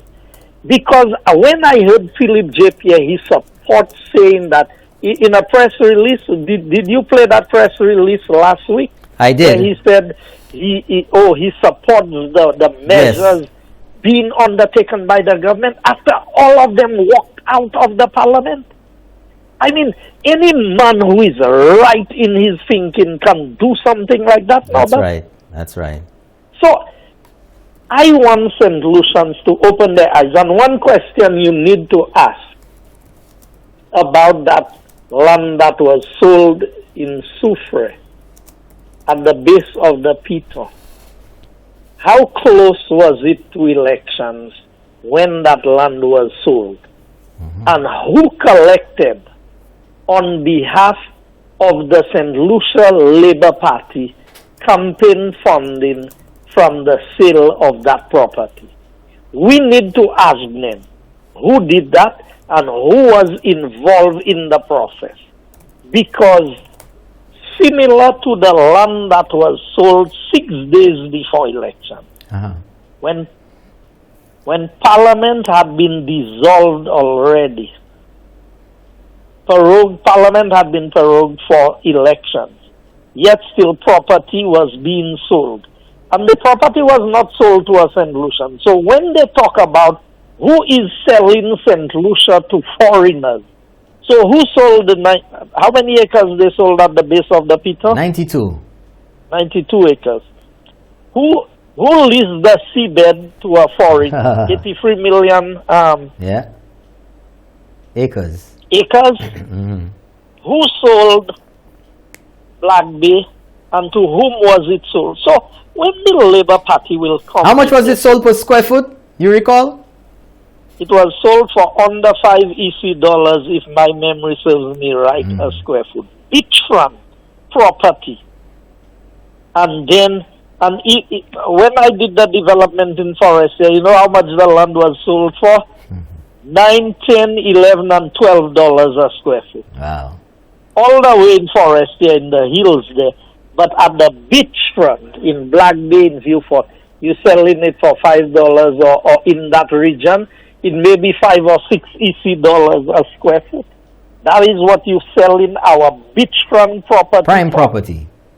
And then today, these same people will call radio stations and go on television programs and speak. I mean, Norbert, I am very happy with what you are doing in keeping it real. But St. Lucians, we need to keep it real. We need to tell these people to find their place, but not in charge of the affairs of this country. Because to attack the CMO, to attack her credibility, I know this lady is so concerned about the well-being. You know how many meetings I had with the CMO? Begging and pleading with her to try and allow the buses to transport the 14 passengers. And you know what? The CMO can tell you, we never tried to override her decision, even if we could as a cabinet. We always took directive from her. And while I would tell her, Madam CMO, I think you're being very hard on us in dealing with this matter, but I still defer to you because if something happens, I don't want to be in a position where we would say, if we had listened to the CMO. And so said, so done. Where did the spread begin? With the community spread started, as far as we have traced it, with a minibus driver. So can you imagine if the CMO had not held her ground so firm on this, how much worse the situation could have been? And all the attacks on the CMO is by the St. Lucia Labour Party or their operatives. There is no question about that. And St. Lucians, when we have good things, we don't appreciate it. Until we miss it, we have a good CMO, we need to give her the support so that she can have the courage and the desire. They're telling me, sir, the phone lines are burning up over there. To sacrifice. Thank you, Norbert. Thank you very much. I wish the CMO all the best and do not be discouraged by the operatives. I'm sure the majority of St. Lucians do. Thank you for keeping it real. Once again, Honorable Guy Joseph, Minister for Castries Southeast, keeping it real again tonight. We have another call. Good night, you're on the line. Good night. Good evening, sir. Yes, good evening. How you doing? Mr. Moderator, I got a couple of questions to ask. Mr. C.I.O. King had an interview about a month ago. Call, I'm not hearing you. Okay, we have another call? Yeah, okay. All right, we have another call coming in. Something's wrong with that line there. Okay, ready? Okay, good night, you're on the air. Let's keep it real. Hi, good night, Norbert. Good night, sir. I want to ask a question concerning the two letters from Minister Felix that you showed earlier. Yes. It seems the second letter was written on the advice of a lawyer. Okay. I have both of them here. Yeah. The second paragraph of the second letter, I think is the first line. Yeah. There's a word that seemed to have given the guy who was purchasing the land permission once he had formed a local company. Right. And Mr. Felix did not have that in his first letter. That's right. That's right. He did not. That's exactly right. So I was very interested, and I wonder who caused him to change his mind and write that second letter to give this guy permission. Yeah. And Guy Joseph was right on point, because I have been in that game, as you know, even before Guy. That's right. And you have to mark very closely and carefully when these transactions are taking place. Yeah. Because this is how people make money to contest elections. And you see, with all these brilliant lawyers we have had, nobody has tackled election financing laws for St. Lucia. That's right. Because they have their way of doing it. That's right. And keeping it away from the public view. Right. So these are things that we have to mark very closely. And the last point I want to make is something has to be done, but we know what the problems are. That is not my concern. That is an easy thing to know what the problems are. My thing has always been, what do you do about it as a government? What do you do about people who spread false information knowing that That's a good one. That's a good one, caller. And we heard quite a bit of that this week. And last week. Tomorrow, God willing, I will be on the show with Sir Michael and Champagne. Yeah. And I'm spending the whole of that time, as far as I'm concerned, on what should we do. And I want the callers tomorrow to speak to that issue. Because that stupidness cannot continue. Caller, deliberately, and if I am to mention, I recognize the voice, and I doubt you. Yeah, but I've told you about tomorrow as well. Tomorrow is Wednesday, and I'll be Sir Michael and Champagne, so you know who is speaking. Former Minister of Government, this is Mr. Peter Josie here. Yeah, Minister that's of Agriculture. So I want to know what St. Lucians are prepared to do about this, because That cannot continue. And it is not accidental, caller. It is deliberate and malicious. I remember reading in the law book, criminal law. You can't shout fire in a packed theater hall. That's right. And you are a policeman, I'm sure you know about this.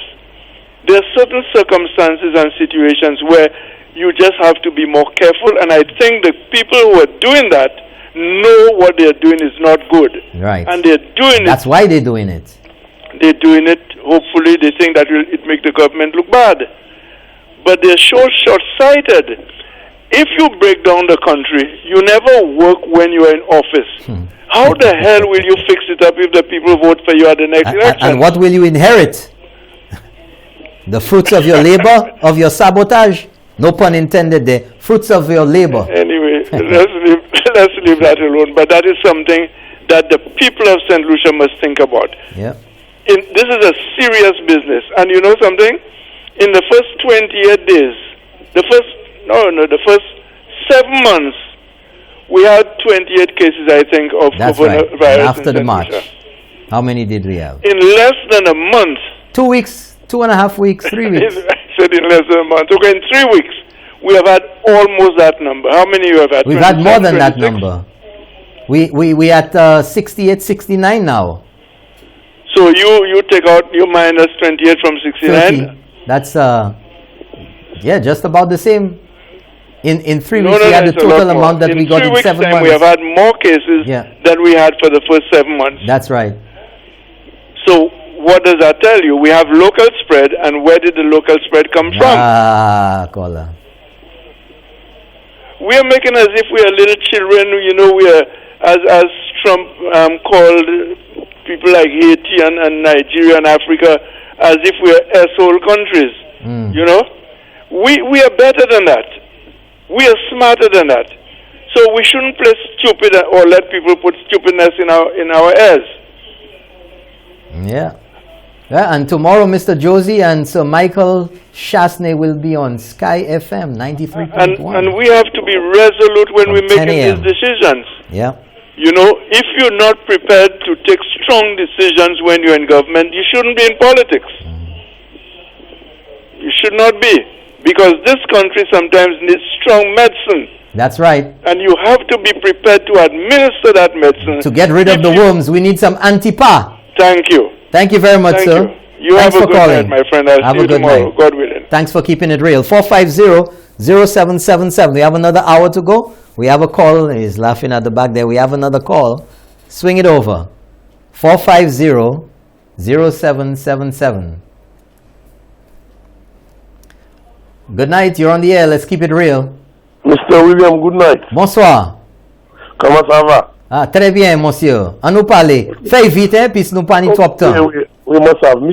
Avant vous deux choses en les mains. Okay, Mr. William. Yes. If you do not have a plan and you do not have a vision for what you want to do, what you believe that you will do to get to your destination? Anything. Anything. Exactly.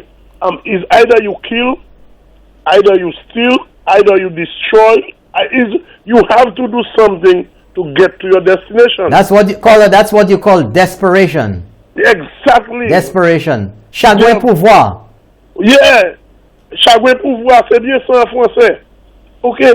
I mean, and this is what happening to the current Labour Party. They desperately want power. So therefore, they don't care who they kill in the process, who they trample on in the process, but they're so hungry and desperate.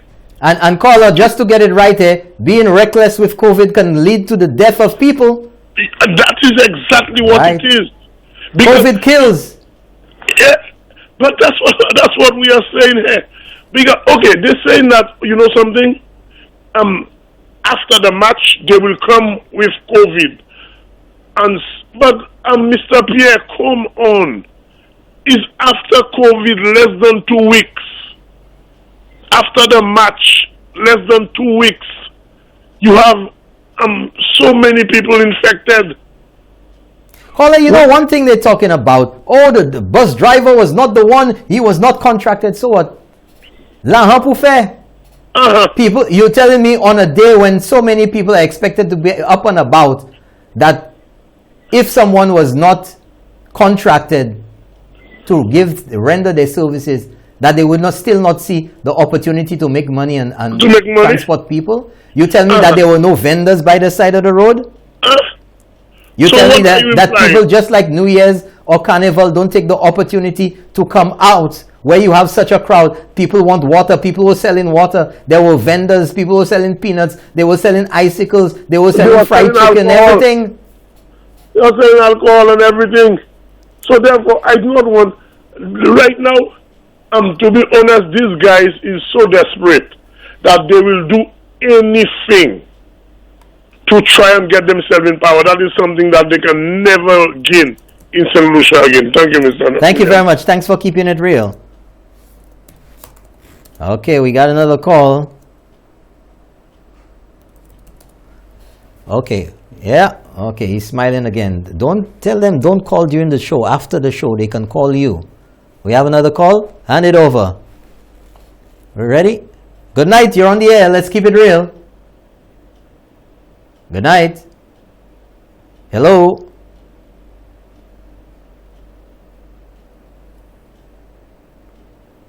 Okay. Hello. Good night, you're on the air. Yes, Mr. Norbert. Good night. I like your show. I enjoy your show. Thank you very much. Try and make it quick. I call. I'll give you 1 minute because we're almost out of time. No problem. Okay. What I have to say, like, both parties criticizing one another, right? And I know this, if somebody not on your side, you cut them off.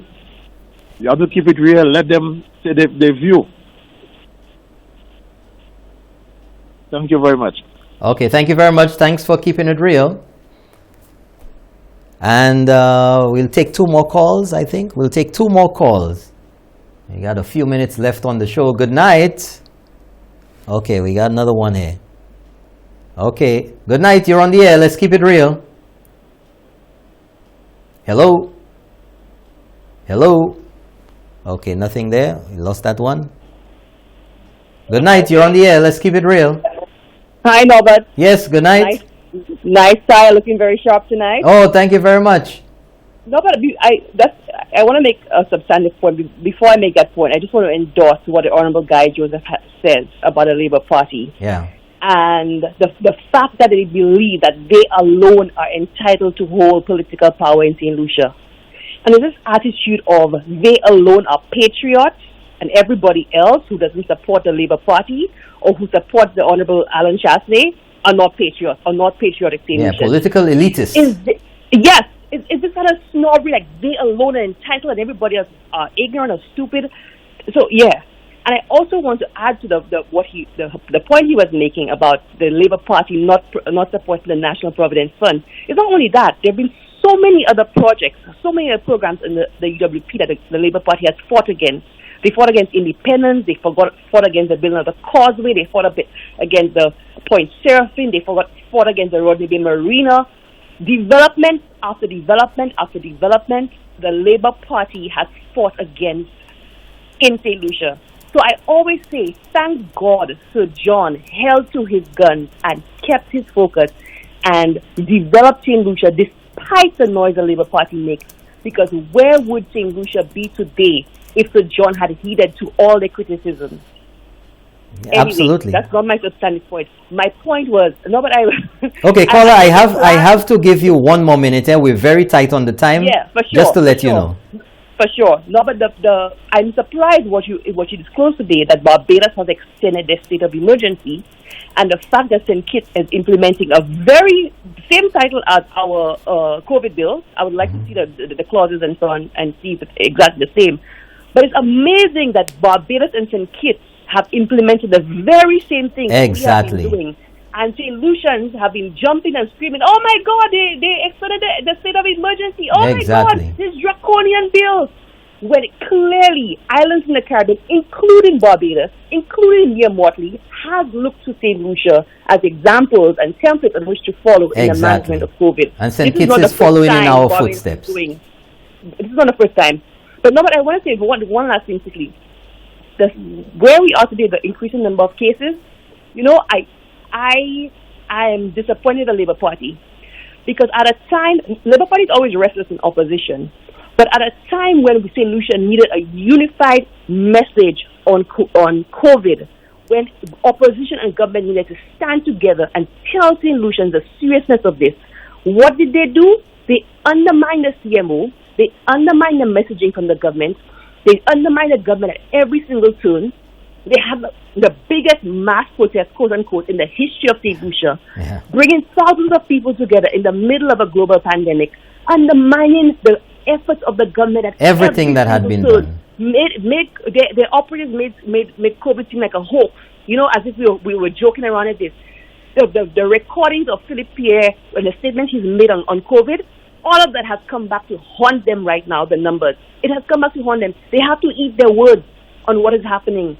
And I blame the Labour Party for not taking it seriously, for playing politics with this thing called COVID. There are things you could play politics with, but not on the lives of St. Lucians. Well, I just got a message here that the opposition is having a watch party, and they're watching Keeping It Real tonight. Call, I'll give you 30 more seconds. I hope they got a message. Stop playing politics with the lives of St. Lucians. Get on board with the government. This is time for a unified message and a unified call to action. Cooperate with the government, because what the government is doing, the protocols are meant to keep St. Lucia and St. Lucians safe. Absolutely. Thank you, Norbert. Have a Thank you very much. Thanks for keeping it real. Thank you very much. Folks, we're going to take a call or two more. In fact, I have a message here that says Prime Minister Allen Chastanet is trying to call into the show. And we have another minister who's trying to call in as well. Prime Minister Allen Chastanet, is he on the line?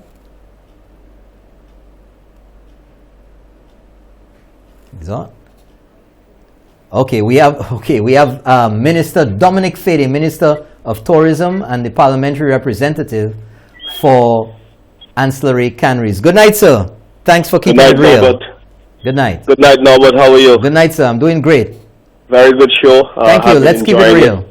Yes. I just want to use your forum very quickly, because I know you're running out of time, to inform your viewers that we had a really good day today in the tourism sector, where Thompson Airline, operated by TUI, has actually landed in St. Lucia, and it is the first time or the first scheduled long-haul flight that has come in since the resumption of travel. So therefore, Norbert, what is happening is that this is going to be a tremendous boost for the industry. So St. Lucia really becoming the first and only long-haul destination today to have been served by Thompson Airline. Wow. And a little later, we're going to have another flight from Manchester with the same carrier, which didn't exist before. So we're seeing with COVID, and as we manage our COVID public health response very well, what it is yielding are significant opportunities, unprecedented opportunities that didn't exist. So we are truly, truly flattered and delighted by this, and I'm really, really heartened. And we continue to work very hard, Norbert, to see how we could keep the people of St. Lucia safe. We're enforcing the protocols really, really strong, but it's a balancing act between the livelihoods of our people and also to preserve their lives. You would know that about 80% of our hotels have reopened, and what has also happened is that we've got some 5,000 individuals back at work. So this is really a big deal for our country and for our response as we look at the economic recovery phase of COVID-19. So I'm truly, truly delighted, and we have to continue to push on.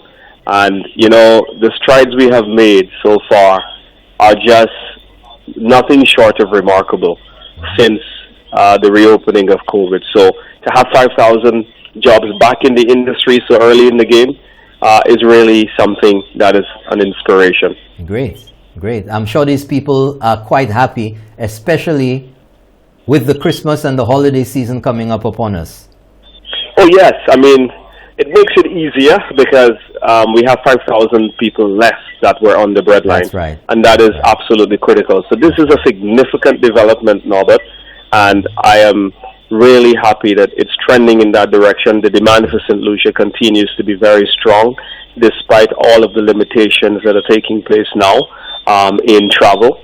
And, you know, we're so happy. But I think the point is this, Norbert, is that phase one, which is the public health management of COVID-19, St. Lucia has done this exceptionally and stands out among countries in the Caribbean and Latin America and even countries in the world. And the world, we're right. certainly within the top 20 in the world for COVID-19 response, and number one in the Western Hemisphere.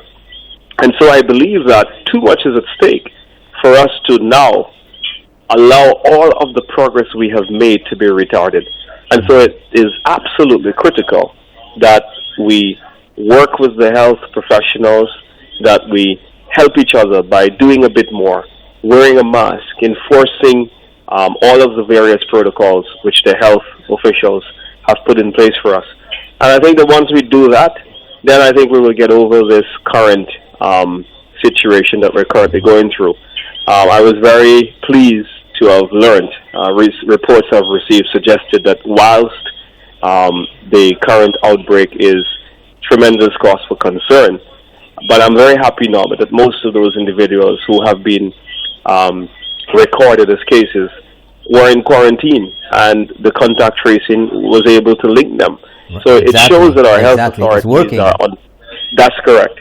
And they're on top of the game. Well, I'll tell you something, Mr. Minister, as you talk about quarantine, I just got a message here that says, I mean, the most popular show and becoming more so every episode, the Minister of Health is trying to call in now, and she says that you're tying up the line, so she's going to have to deal with you. Well, I better get off the line, and I will defer to the Minister of Health on matters of health. So thank you, Norbert. Okay, thank you very much, sir. All the best to you. You continue to do a great job. My constituents love you.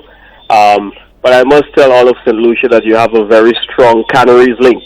Yes, absolutely. Well, thank you very much for keeping it real, sir. Thanks for calling. Thank you, Norbert. Right. Folks, I said to you that, you know, they're going to call. You don't have to be ashamed. We'll keep it real. Opposition, you can call in too.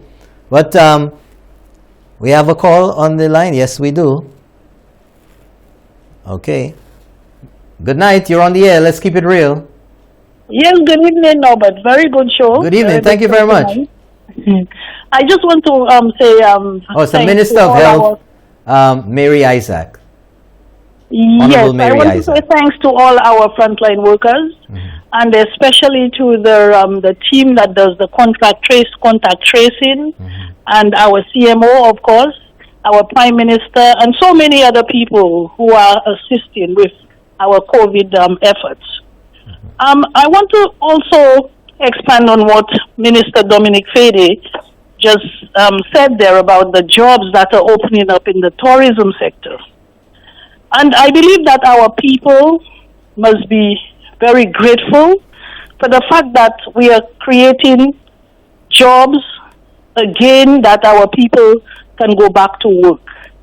This is extremely important at this time when all countries are struggling. Absolutely. To create, revenue and to try and support the jobs that have been lost in all the economies around the world.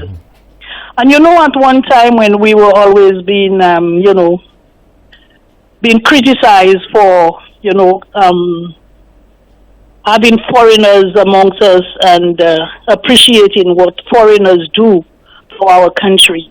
I hope that our St. Lucian people now have realized the tremendous contribution that tourism makes to our economy and our survival. It's significant. While we are saying that we need to go into agriculture, of course, and nobody has prevented anyone from going into agriculture in St. Lucia. But when you have such a catastrophic event happening and no one expected it, You cannot just say to people, go into agriculture. Yeah. Because even if they do, they have to wait for the fruits to bear, they have to wait for the vegetables to mature, and so on and so forth. And what do you do in the meantime? Yeah. So we have to be extremely grateful to the Ministry of Tourism, of course the Ministry of Health at the forefront, and everybody who is contributing to this COVID effort. It is so very important that we all unite and come together at this point in time for us to fight this virus.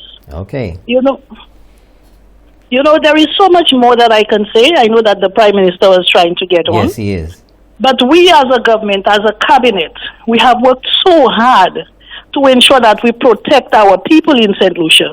I believe that the least the opposition can do is support these efforts, because you can actually see that they are materializing. And we are doing something good when other countries in the region are reaching out to ask us for copies of that very same COVID bill that they were fighting so hard not to allow to pass in the House. Yeah, absolutely. So kudos to you for being out there and getting the message out there to our people, getting the truth out there, and for keeping it real, Norbert. Thank you very much, Minister.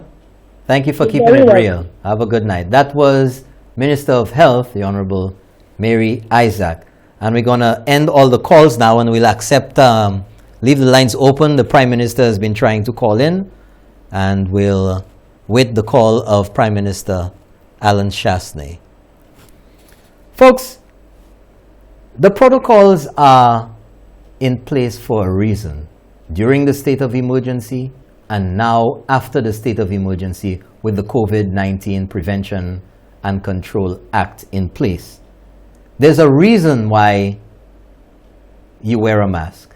There's a reason why you're told to sanitize your hands. There's a reason why you're asked to wash your hands. There's a reason why you should social distance. All of these have been proven as the best ways to minimize, if not to eradicate, the opportunity for you to become infected. Okay? Okay, sure, no problem. Okay, we have a call there. The Prime Minister's on. We're waiting for that call from the Prime Minister. Okay, we ready? Good night, you're on the air. Let's keep it real. Good night, Norbert. Good night, sir. How are you? That's Prime Minister Allen Chastanet. Doing good. Thank you for calling, sir. Very, very good show, Norbert. Thank you very much. I also want to thank all your callers, because I think they all made very relevant points. And in particular, it's really great to see people keep talking about the division within my cabinet. It's so great to see the camaraderie that exists in my cabinet, from Minister King all the way through Dr. Rigobert, Sarah Flood, Guy Joseph, Ezekiel Joseph, Mary Isaac, Fortuna, Dominic, all of them. We've worked as a team, and if we had not worked as a team, we would not have had the success that we've had so far. Absolutely to date. correct. And I just really want to congratulate and thank them. I want to thank all of their permanent secretaries and all the persons that have worked overtime. I mean, the Ministry of Finance, both my former PS and also now my current PS, Esther Rigobert, as well as the Director of Budget and her staff, the Director of Research, our debt team. All of these people have done a remarkable job. And while St. Lucians have been sleeping, I don't mean that in a bad way. These people have been burning the midnight oil to put together all of the finance proposals, to get the loans that we've received, to make sure we're achieving all the conditionalities on all the follow-up. I mean, it's just remarkable how much. I mean, our Attorney General's office, it's just incredible the amount of work that they've had to churn out, not only in terms of the new legislation for COVID, but also maintaining all of the other things that we've been currently doing. So I just want to say hats off to them, my Minister of Security and his team and what they have done. But tonight I particularly want to really highlight two specific groups. The first group clearly is the CMO, who's gotten a lot of credit, and she deserves everything that she's getting. But Mr. Ramertan and also the contact trace team and her team that are doing all the testing, 300 tests a day, and the processing that they're doing. These are the unsung heroes, the persons who are at the airport doing the interviews for everyone coming in, the background checks to make sure that people are coming in with their proper COVID records and making sure that they're authentic. These are the things, the details that have made all of the difference at the end of the day. The other group of people I really want to thank is the people of Solution. I think that if we ever wanted confirmation that the public have been listening to the CMO and to the protocols and have confidence in this government, is what happened this weekend. With something as important as Journée Creole, and particularly in light of not having Carnival this year. And I know how much people were looking forward to this, and particularly the people in my constituency. We would all be meeting up at the Gap in Deriso. Yeah, that's and right. They got it and practiced the restraint, and for the most part, people kept their parties to their families, and without any fuss. And I think that the public needs to take a bow. And I think that we showed that we are a team in this country, and we know how to balance health with the economics. And I know that there are persons continuously trying to undermine that credibility and put into people's minds that the government favors economics over people. That's not true. We've always put people first. But we do recognize, and I think we all do, that the government cannot carry all the weight by itself. And therefore we need to get our economy open. We need to get the private sector working. We need to bring foreign direct investment in this country. So it's a bit disheartening when you see persons trying to undermine the credibility of DSH, which is an amazing project, and I think still has many more projects to come in. They're working on the new hotel with the university coming in, the Hospitality University. Cabot, where the golf courses started, on a project that was dead, the project that had gone into receivership, and they resuscitated the same project. And even during this COVID period are continuing to invest and hire people, and are looking forward to getting into the second phase and also the third phase of the project. The Saboshab project, we saw that Hyatt made their own announcement, nothing to do with the government, confirming that they had to come to an agreement with the developer, and that project is about to begin very soon. Canals, which is an amazing project with Dreams and Secrets. Again, during this COVID period, still have confidence in St. Lucia.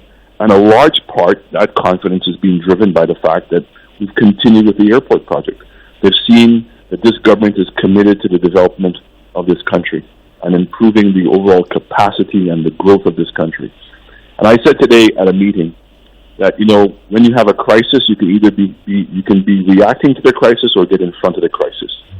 COVID has shown that our midterm strategy was the right strategy, and we need to get ahead of the crisis. And part of that is knowing that it's going to come to an end. There will be a day that we will either find a vaccine or a cure for COVID, and hopefully very soon. Most people are predicting by next summer. And so putting your life on hold until that happens makes no sense. We need to continue to have confidence as a country and as people, and to move forward. The strategy of getting the roads off the ground has been working. Getting the dam and continue to work at the dam. St. Jude's Hospital, I'm so happy you were showing the construction of the panels there tonight, and I'm very excited about in the next couple of weeks seeing that happen. Continue to get the airport project started, so all the loans have been completed, the contracts now have been completed with the subcontractor, and all the equipment is in the process of getting here within the next 10 days. All of these things are going to make a significant difference in turning around the livelihoods of solutions. And so the government's policy and programs have been working. I think the workers made the point tonight, and I'm really hoping, I've spoken to the opposition unofficially, and I will continue to do so. But I think it is disappointing for most of us that they have not come out and embraced and endorsed the health protocols that we're putting in place. There's no politics in that. We can sit and have a discussion if you want in terms of how you think they should be finessed. But again, as I said to you, how do you complain about success? And where there is a person today that would want to look at the number of new cases that we've had, but we always knew that that was our vulnerability. And you said it tonight, 737 cases in Martinique. Right. We are always going to be vulnerable to that because there are some persons that will always think that they are immune from COVID. And, well, I'm just going to let this one person in. But when they've done that, what they have done is jeopardized all of us in our livelihoods. Yeah. And that's where we say that you have to be your brother's keeper and we have to call each other out. If a person's not wearing their mask and not doing the proper social distancing, it's okay to call them out. And it's a very nice and polite way to do it, but hold them accountable because at the end of the day, we all have a responsibility to continue to protect the more vulnerable people in our society. And those are the elderly and people with underlying conditions. And there are persons that if in fact a person got sick in their household and they would lose income, that's equally going to be as damaging as if somebody else elderly got the COVID. So I'm just want to say thank you to the public of St. Lucia for an amazing job this weekend and continuing pressure to maintain the COVID. We have to maintain these protocols in order to protect lives, but at the same time also to protect livelihoods. Mm-hmm. And both of them are important, and clearly a life cannot be replaced, and I keep saying that. But livelihoods at this point are equally important, and it's about the psychological strength of this country. Because when people don't know what's going to happen in the future, they become very fearful. And I thought that Peter Josie made a very good point tonight when he said, it's like being in a crowded theater and somebody yelling fire. Yeah. That is what's taking place, and I'm really appealing to those persons who are doing that.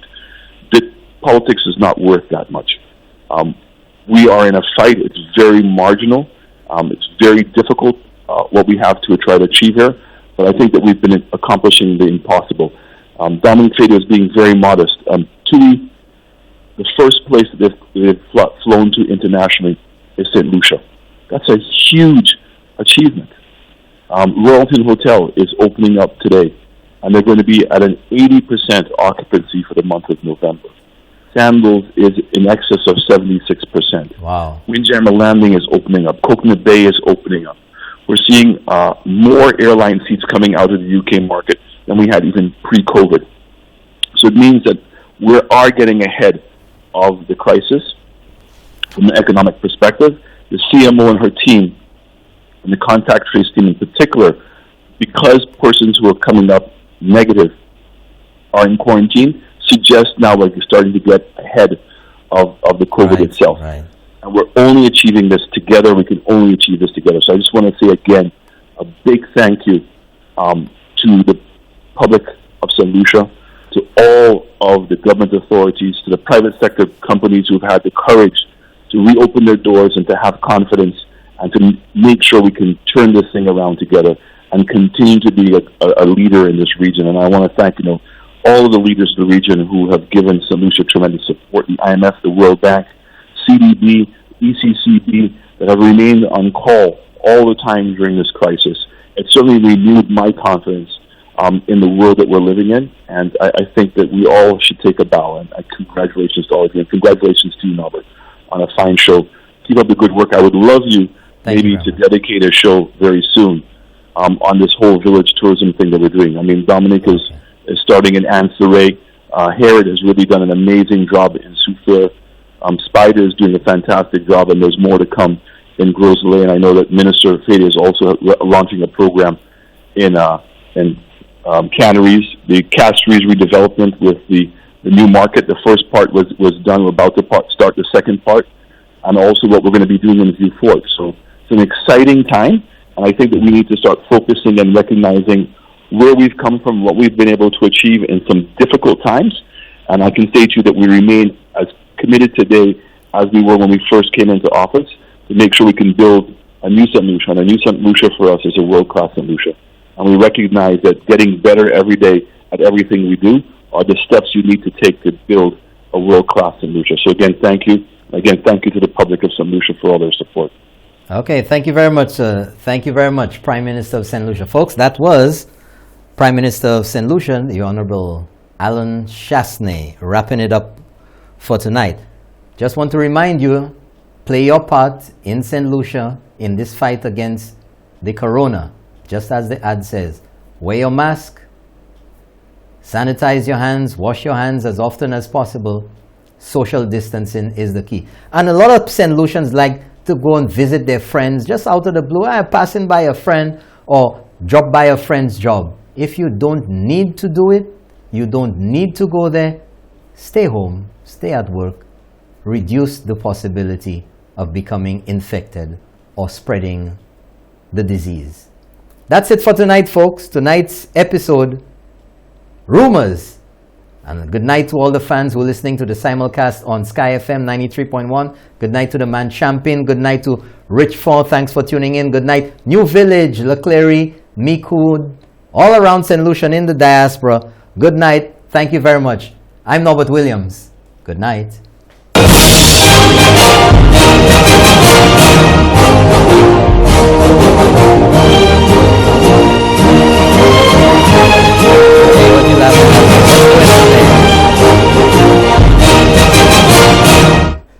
The opinions expressed on this TV program by the hosts, guests, and callers are solely their opinions and responsibility. They do not necessarily represent the views and opinions of Hot 7 TV or its affiliates.